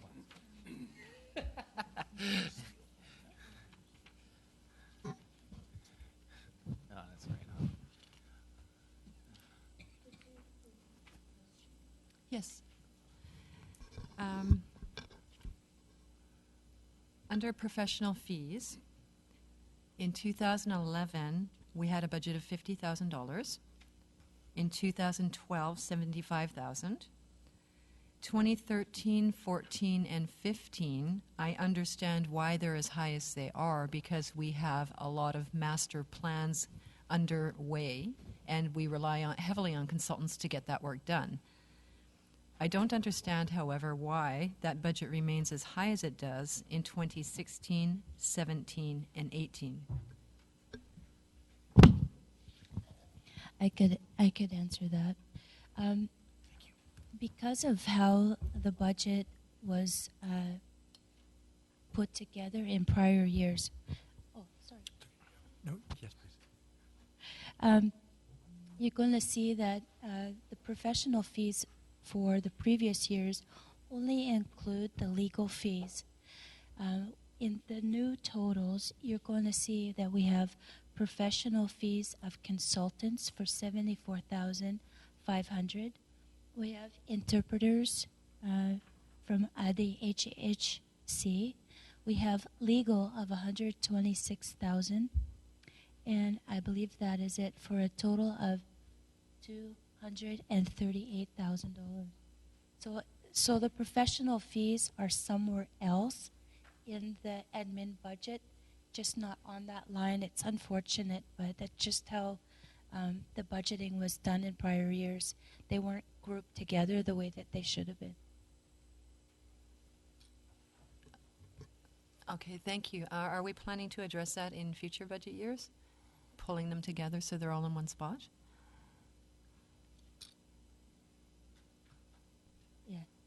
Yeah, they'll continue to be grouped together like that going forward. Okay, thank you. So just a bit more clarification on that. What the new budgeting system does, especially for core operating, is in the past, core operating would be put out of whack by odd costs that come in and go out from year to year. It'll now level out so that the way that operating should look is that the graph from one year to the next should be quite close to being a flat line or slightly increasing, where in the past it would go to extremes. It would jump $100,000, then go down by $200,000. There was no systematic way of keeping operating at the same level because of the way the costs were recorded. With this new process that we've got to adhere to, make sure that operating stays consistent from year to year, so council will be able to see if there's anything radically different. The trouble is, the first year, couple of years it starts, you've got to make these kinds of large adjustments. Councillor Logan. Thank you, Mr. Chair. Through you to the Director of Finance, I just noticed that there's a dramatic increase in the bank and interest charges in 2014, about 123,000, I think, if my math is correct.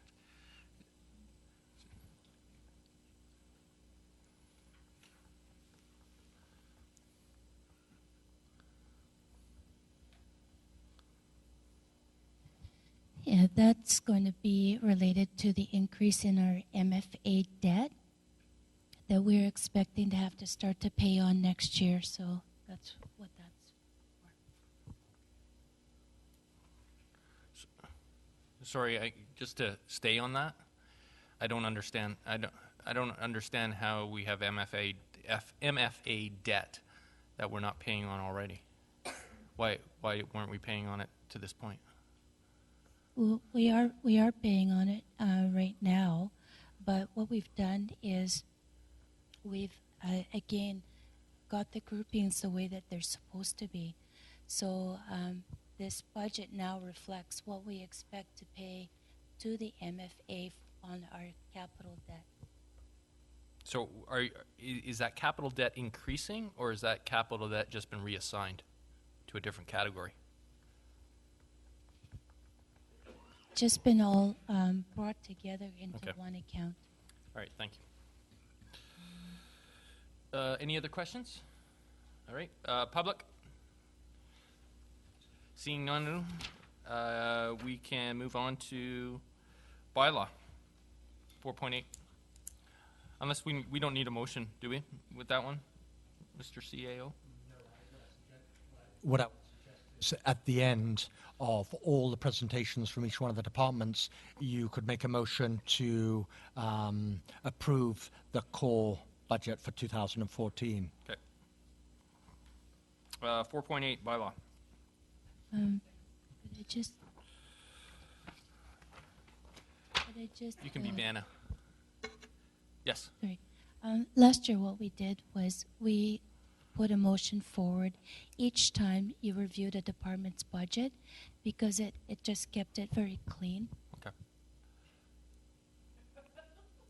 That seems like a way better way to do it.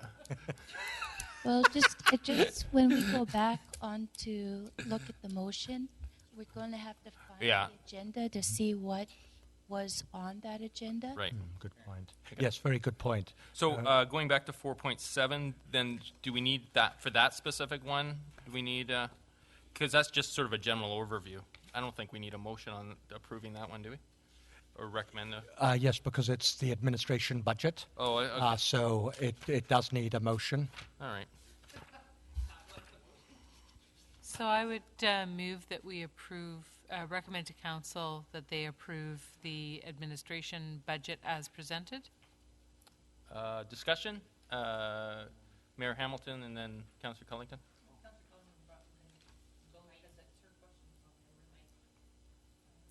There we go. There were questions raised in around this on discrepancies of amounts that didn't have answers to them, so we're still sitting with without information. So yeah, we should probably postpone this motion until Is my only concern. until it's corrected. Maybe bring it back tomorrow. No problem. I'll withdraw the motion. I thought we were ready to move. Yeah, so did I. Okay, so we will bring. Sorry. Oh, do you have a quick? Sir. Thank you, Mr. Chair, actually. Now I know why I put these little red flags on here. Just had a question regarding the interest for bylaw 659 Bear Mountain Arena. That's in the details. Sorry, page 20. Page 26 of 29. At the top. What section? What tab? Is that what it is? Oh, okay. So, okay. Sorry, Denny. It's with the it's the charges, bank charges that's rolled up into the one line item that I was inquiring about earlier. The flip side to that, and it might be here somewhere, is Langford remitted Colwood about $100,000 per year towards Bear Mountain debt. Is that shown here in administration or in revenue somewhere else? Yes, we receive about $75,000 a year from Langford and about $30,000 from WSPR towards that debt. So it's treated as revenue. Okay, so it is here. Perfect. Great. So we are going to just defer and then come back to that So if we can, somebody make a note of that to make sure it comes back tomorrow. Looking at staff. It's on tomorrow, I think. All right, tab 6, I believe, which is bylaw. Mr. Pease? So, Mr. Chairman, there's very little change in this budget. So I don't have anything to add.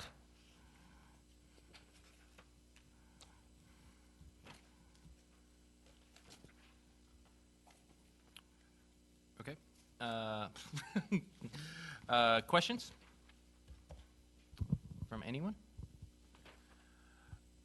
Okay. Well, I have a couple statements actually. I'm uncomfortable with the budget for bylaw.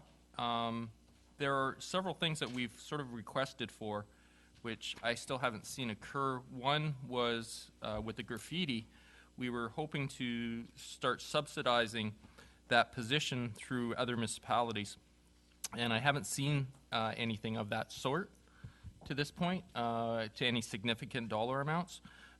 We were hoping to generate revenue from either permits or something else.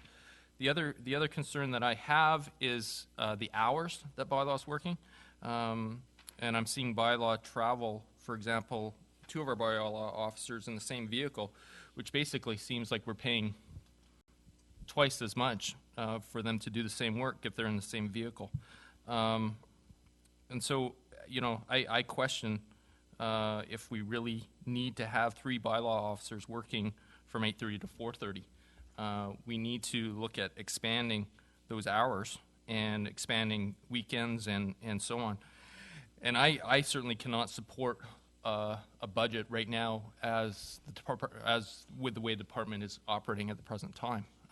So I would certainly hope, and I would hope that the union and other people would certainly be trying to address that issue and looking at bylaw either becoming a 7-day-a-week department or at least working in the evenings. Because one of my concerns from a bylaw standpoint is a lot of bylaw issues occur when people are at home and people are at work during the day and they're home in the evenings, and we don't have bylaw on. So at the present time, I certainly won't be supporting this budget unless we address some of those issues. So, well, Mr. Chairman, I can answer one of them. First of all, bylaw has made an effort in approaching surrounding municipalities to offer their services. I have also done the same at the CAO level. There's really no interest by the other municipalities to use our services for a fee. So the graffiti program is doing very well in Colwood when you compare it to the surrounding municipalities, especially Langford. But in terms of generating more income, the most we get is some money from places like BC Hydro that have contributed a small amount. So really, there doesn't seem to be any interest in what we've got to offer, as demonstrated over the last 6 months, where we've tried to get contracts. So I would say that possibility is very, very limited. In terms of the hours of coverage, right now, one bylaw officer works basically the day. Another bylaw officer does work into the evenings. However, that bylaw officer is under a medical dispensation that, based on his ability to work these night hours or these late hours, that's not permitted by medical evidence. The only one that's the most difficult is the bylaw officer that is only working 4 days a week. That one, unfortunately, is going to try and negotiate with the union and see if they are willing to adjust the hours of that individual so that we could have some sort of coverage on weekends. Or the other alternative is to lay off that individual and repost the position for different hours. I don't know which way we go there. Councillor Lukens? And then I previously have expressed concern. I know even at the last election, the public was concerned about the number of bylaw officers we had, and you know, the two vehicles. I know we've gotten or two bylaw officers riding in one vehicle, and I know we've gotten the two vehicles, and those do rotate. But I also will be challenged to support having the additional bylaw officer, because it was presented to us that, you know, and I know we have tried, don't get me wrong, I appreciate the efforts, but unfortunately nobody's seeing the benefits. And, you know, the downside is Colwood's also not going to have the benefits if we don't have, you know, potentially that expertise in our department.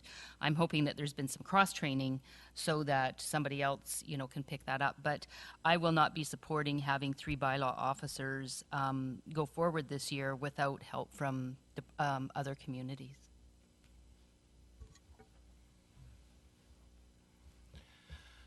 any other? Councillor Logan? Thank you, Mr. Chair. I know it's a tough one.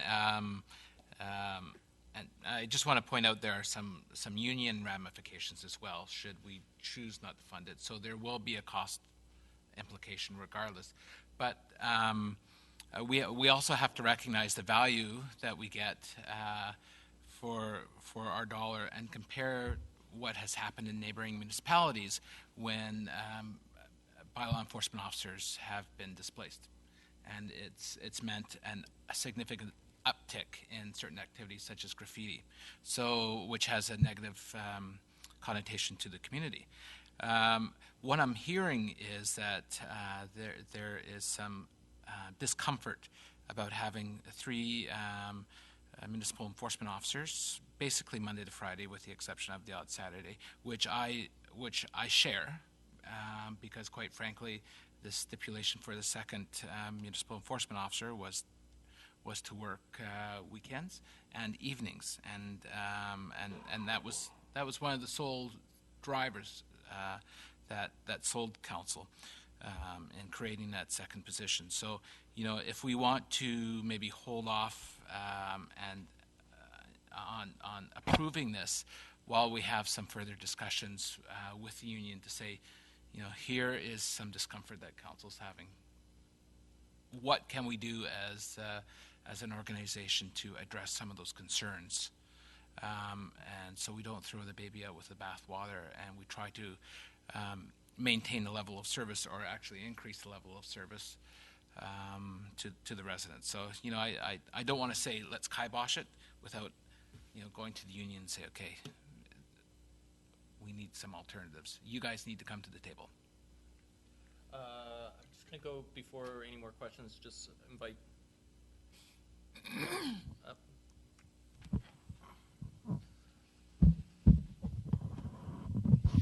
Through the chair, the Bylaw Enforcement Division did write a letter of intent to the CAO expressing that the bylaw officers were willing to work a 7-day work week and were willing to be flexible in their hours. That letter of intent was signed by all 3 bylaw officers and is in the CAO's hands for him to review and to start negotiating with the union. So the bylaw officers are willing to do that, but there is a process that has to be done. We cannot negotiate terms of modification on the contract. That must be done through the CAO and the head of our union.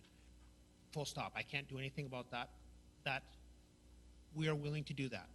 In regards to the graffiti, I urge this council to be cautious, because if you disband the graffiti program, you are going to see a marked uptick in the graffiti.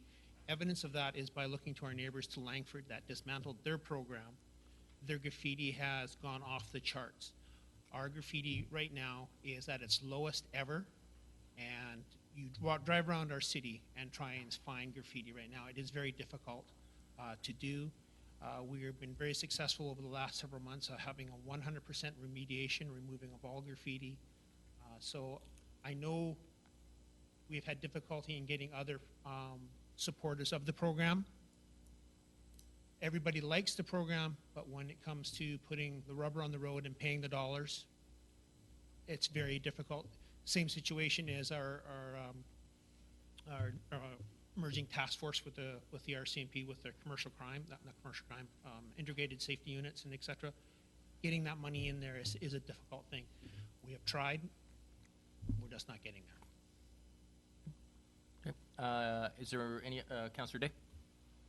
Thank you. I just want to say that I really I had concerns about having a third bylaw officer, but I do feel that Colwood is at a point in our evolution where it's really important that we maintain what we have. We're trying to attract new businesses here, and prior to our graffiti program being initiated, our transit center, the Western Exchange, was terribly defiled numerous times. It made you feel unsafe. And I had an excellent presentation by another RCMP officer who did graffiti abatement in Esquimalt. And her position was eventually cut as well.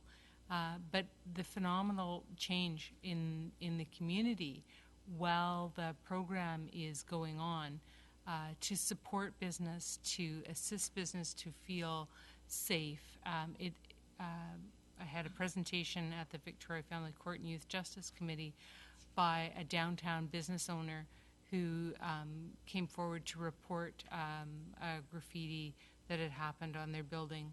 And they had the abatement program at that time, and it started a wonderful chain of really positive things happening, both for the person who did the graffiti, who was apprehended and was charged and went through a restorative justice program and ended up assisting the business owner tremendously later on.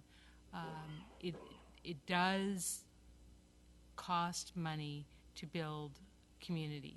And it's been one of our best things, I think, that we've done, is to have people out there on the streets creating a sense of safety and well-being. Councillor Lukens? Just a question. Is there cross-training happening? Can you do the graffiti program? Can Phil do the graffiti Rick do the graffiti program? Or is it only Phil that's able to do the graffiti program? All three of us are able to do the investigation of the graffiti and putting it into the database, but Phil is the expert of that program. We are still learning. You've got to understand, Phil has over 5 years of experience of doing this, and for me to try and get that same experience as well as doing my other duties as well, I don't get to spend 100% of my time looking at the graffiti. I do get to spend a few hours every couple of weeks looking at it and working with Phil, but I'm not on the ground 5 days a week doing it. So my learning curve is going to take longer to get to where I would be absolutely 100% proficient at it. When Phil is on holidays, we go out, we document, we put it into the catalog, and we facilitate the removal of the graffiti, but he is our on-the-ground expert of that program. Any other questions? Then I will go to public. Public?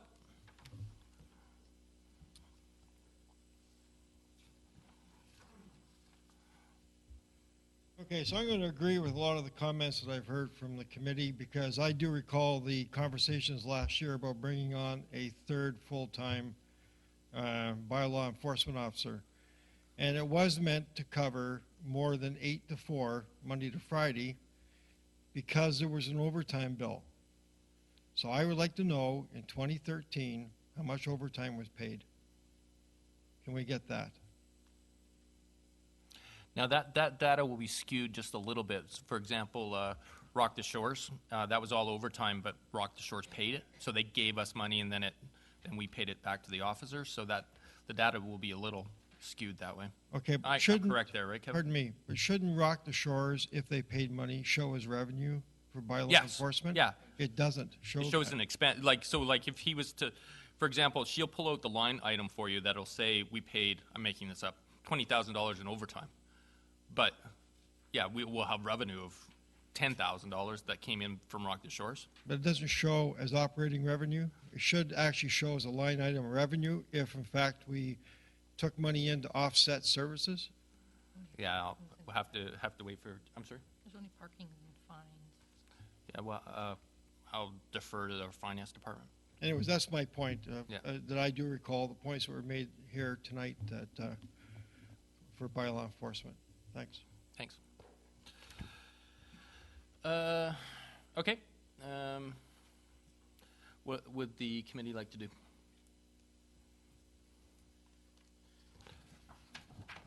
So, Mr. Chair, if I may, then, if Chris does have the documentation, then is it worthwhile then to sit down with the union, Chris, so we can move that discussion on, and so the union is fully aware of the discussion that's happened tonight and the desire to support municipal enforcement to moving to a 7-day service.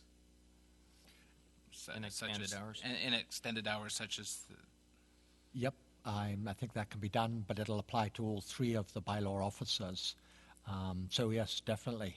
The union knows that we want to do that, so I'll make this a high priority. Yep. Sure. Yeah, that might be a good idea. So with the permission of the committee, which it seems like we have, we'll just defer bylaw budget until a later time. Moving on to building.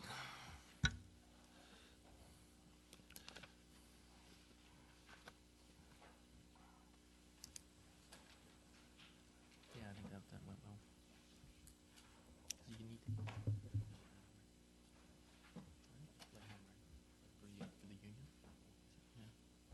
Mr. Chair, what I'd like to do is just provide a brief overview of our budget proposed for this year. And, you know, when you look at the numbers, there's, comparing between this year and projected for 2014, I present it as being a very optimistic development community right now.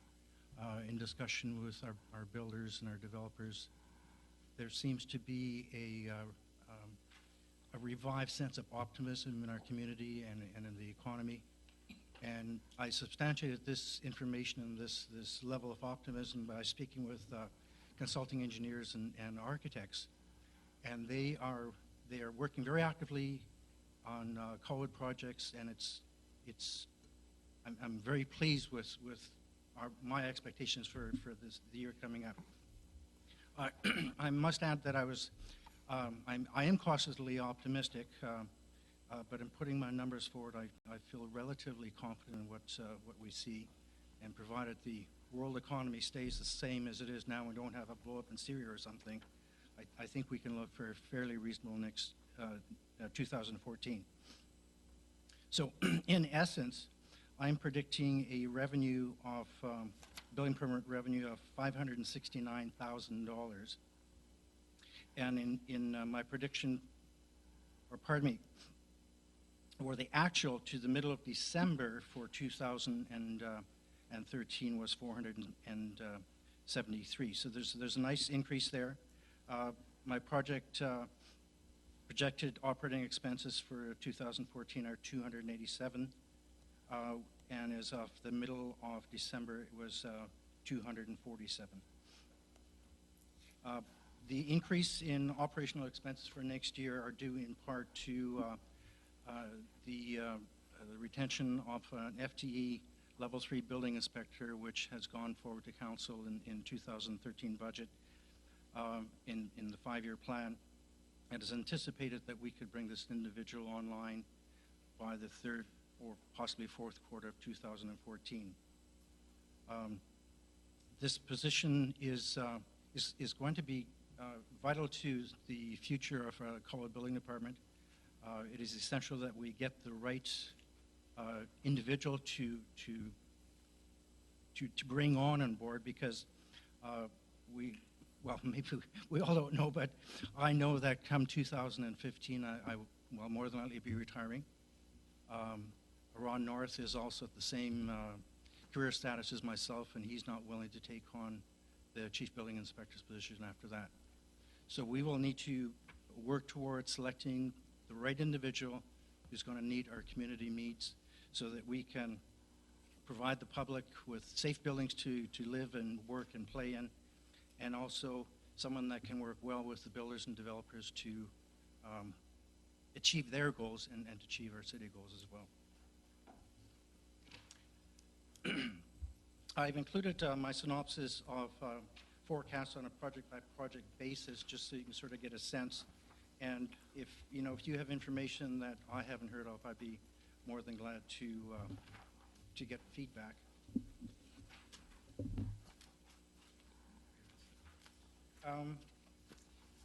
In terms of the rest of the revenues and expenses, they've pretty much been covered off in the earlier documents. One thing that I'd like to bring to your attention is on operating budget summary, operating revenues and expenses on page 1 of 2. And then the 2013 budget, we had budgeted at $295,000. And as it turns out, by the middle of December, we had brought in $473,000. So again, it's demonstrating that there is an upswelling of confidence in the marketplace and the building community. Flo, I'm just going to interrupt you just for a moment. Can you, you mentioned during your presentation that you had listed all the projects that you were foreseeing coming up. Do you know what page that's on? Oh, I apologize, Mr. Chairman. It was one of the hyperlinks on the... Oh, okay, so it's not in our package. It's not in this package, no. Okay. I'm sorry. No, that's fine. I just wanted to make sure I wasn't missing it. We do have it here.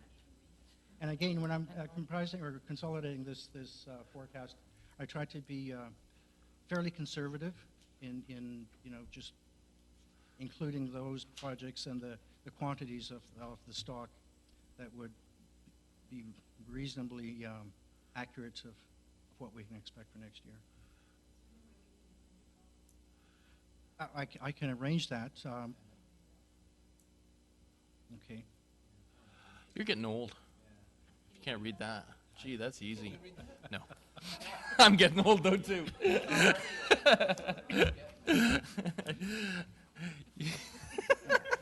That's 2 tonight. I'll make arrangements so that you can have copies for tomorrow. Thank you. Yeah. So as things currently stand, I'm projecting a budget of revenue over expenses of $181,000. And I feel good about it, wherever I have been known to have been wrong in the past. Last year I was very conservative, and fortunately things swung the other way, and we exceeded our expectations. Briefly, and we talked about this before, we talked about some software assets that we're working towards, and what we need to do as the building department and the land development community, or the land development departments in general, is we need the ability to have hands-on, very accurate information on project-by-project basis. When we get into some of these larger projects, we collect deposits and fees and securities, and we have documents that we have to track.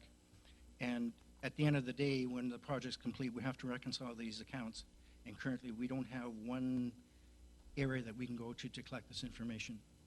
So part of what we're proposing to do, and Denny's hopefully is going to be a part of this, is we'll be able to do something in-house with existing software, so that we'll have a system that works across all our software fields and provides us with good information for staff and council. Is that City View? Part of it is City View, part of it is going to be SharePoint and Harmony. Yep.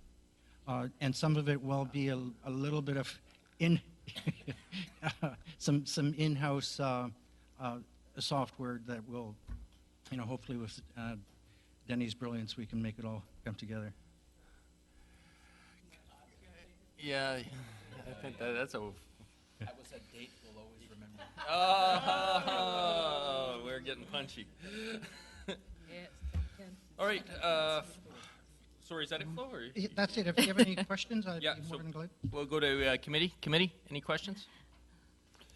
Councillor Lukens? Thank you. I'm a little gun shy of the forecast number, personally. I know things are looking optimistic, but I don't want to end up in the same boat that we did a couple of years ago. I would rather be a little bit more conservative than overly optimistic, than end up in the boat that we did back in, I think, 2010. Can't remember the year. Well, 2000, it started in 2008, and Yeah. there were some hard knocks for a lot of people, and we can pare this back, and this is all I'll take direction from council. Yeah. If you would, I could run through those individual.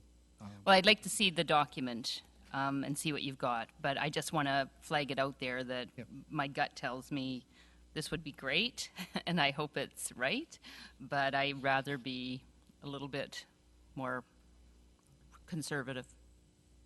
So it's my own thought. Okay. Any other comments? Seeing none, I'll go to public. Public? Nope. Great. Thank you. Flo. Do I have a motion? Do you want this? So we'll defer this one as well till tomorrow, and then when we get that. Flo, could you do that? Can you email that to us or put it in our mailboxes or something? Sure, I can email it to you. Okay.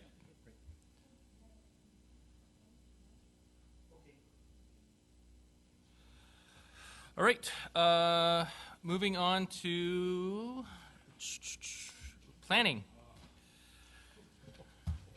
This is the one that we cut. 27%, I hear.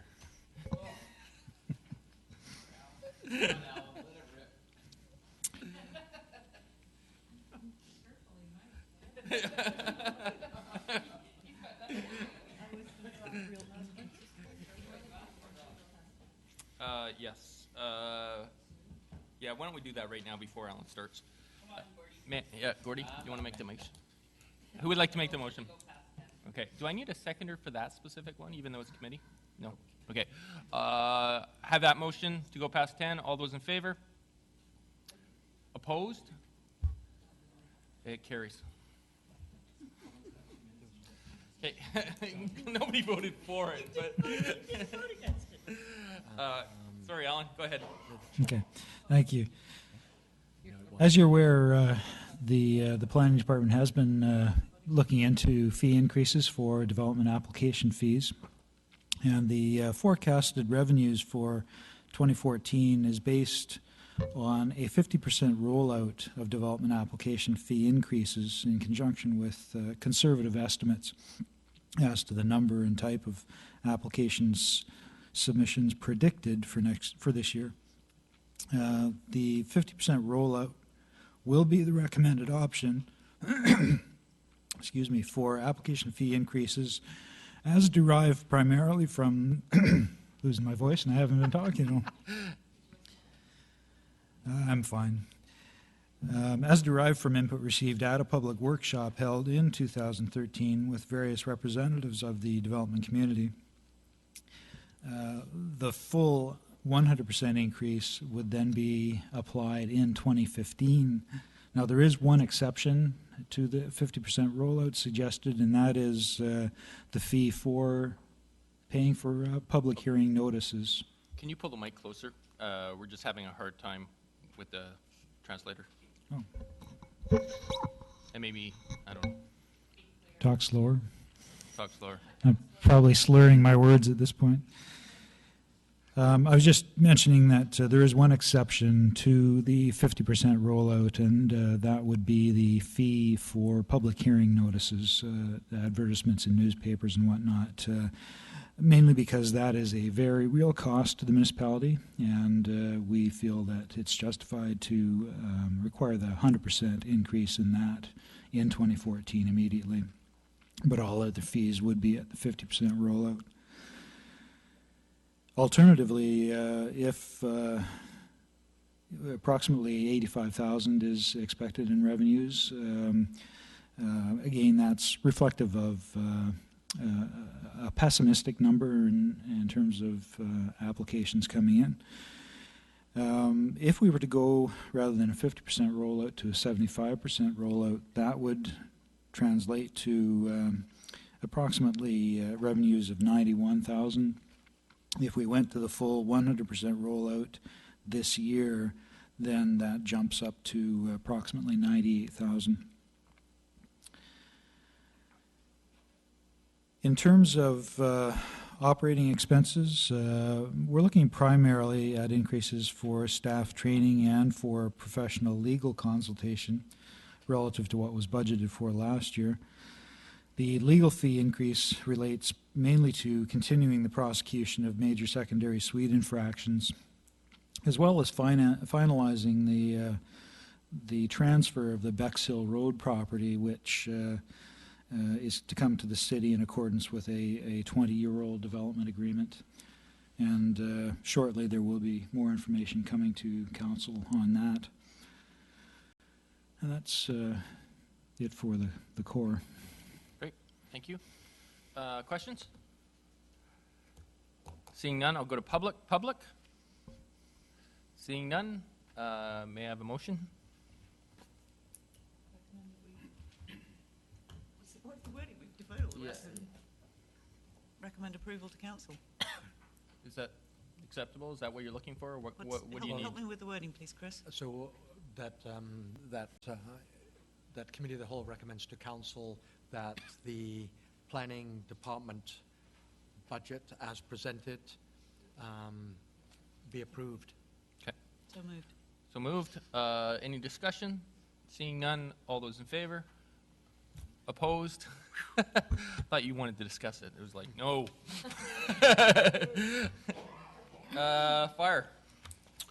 Thank you, Mr. Chairman.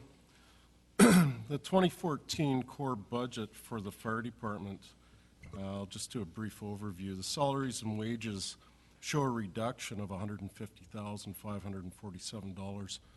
That takes into the benefits and everything to do with the fire chief upon his retirement.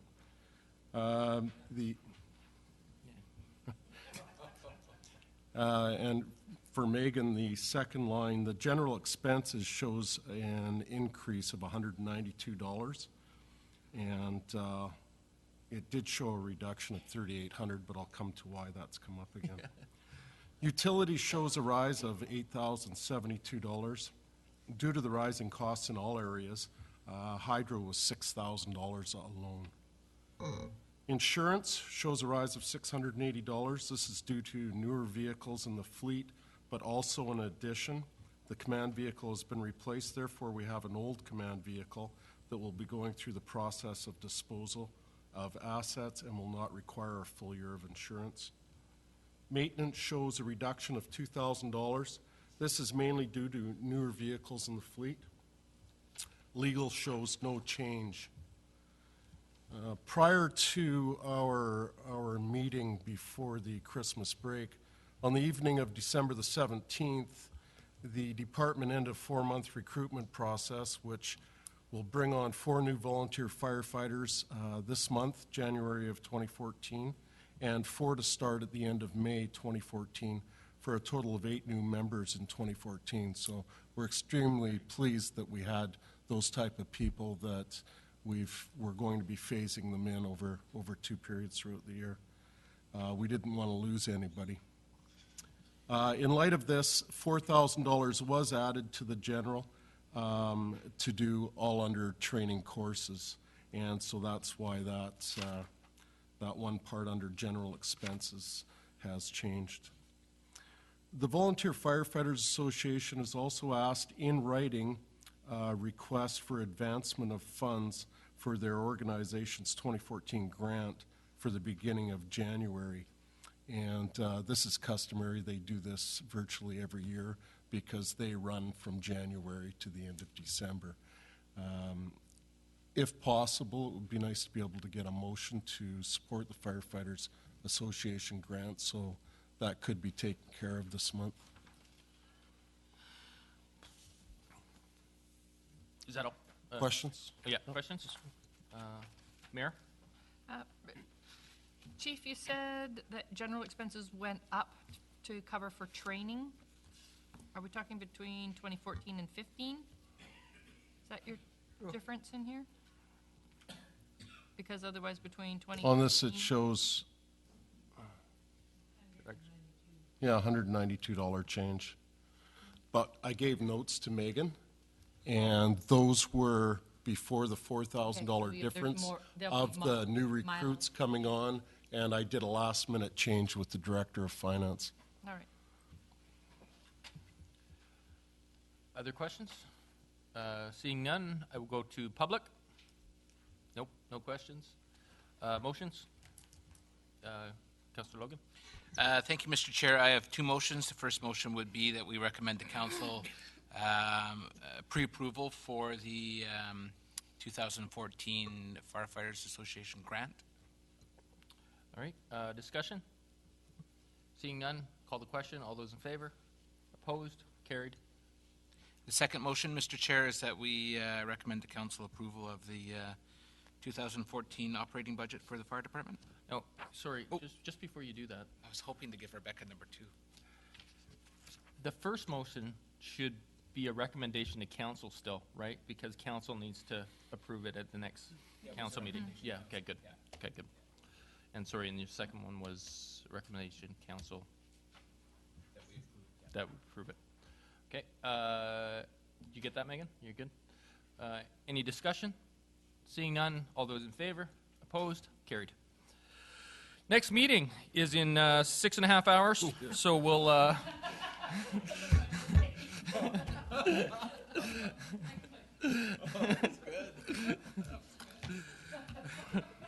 we'll see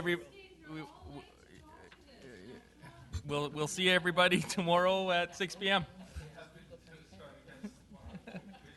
Actually, just as a reminder, we have it in camera starting at 5 tomorrow. So, but public, you're welcome at 6. We do. Yes, that's it. So, looking for a motion to adjourn. All those in favor? Opposed? Carried.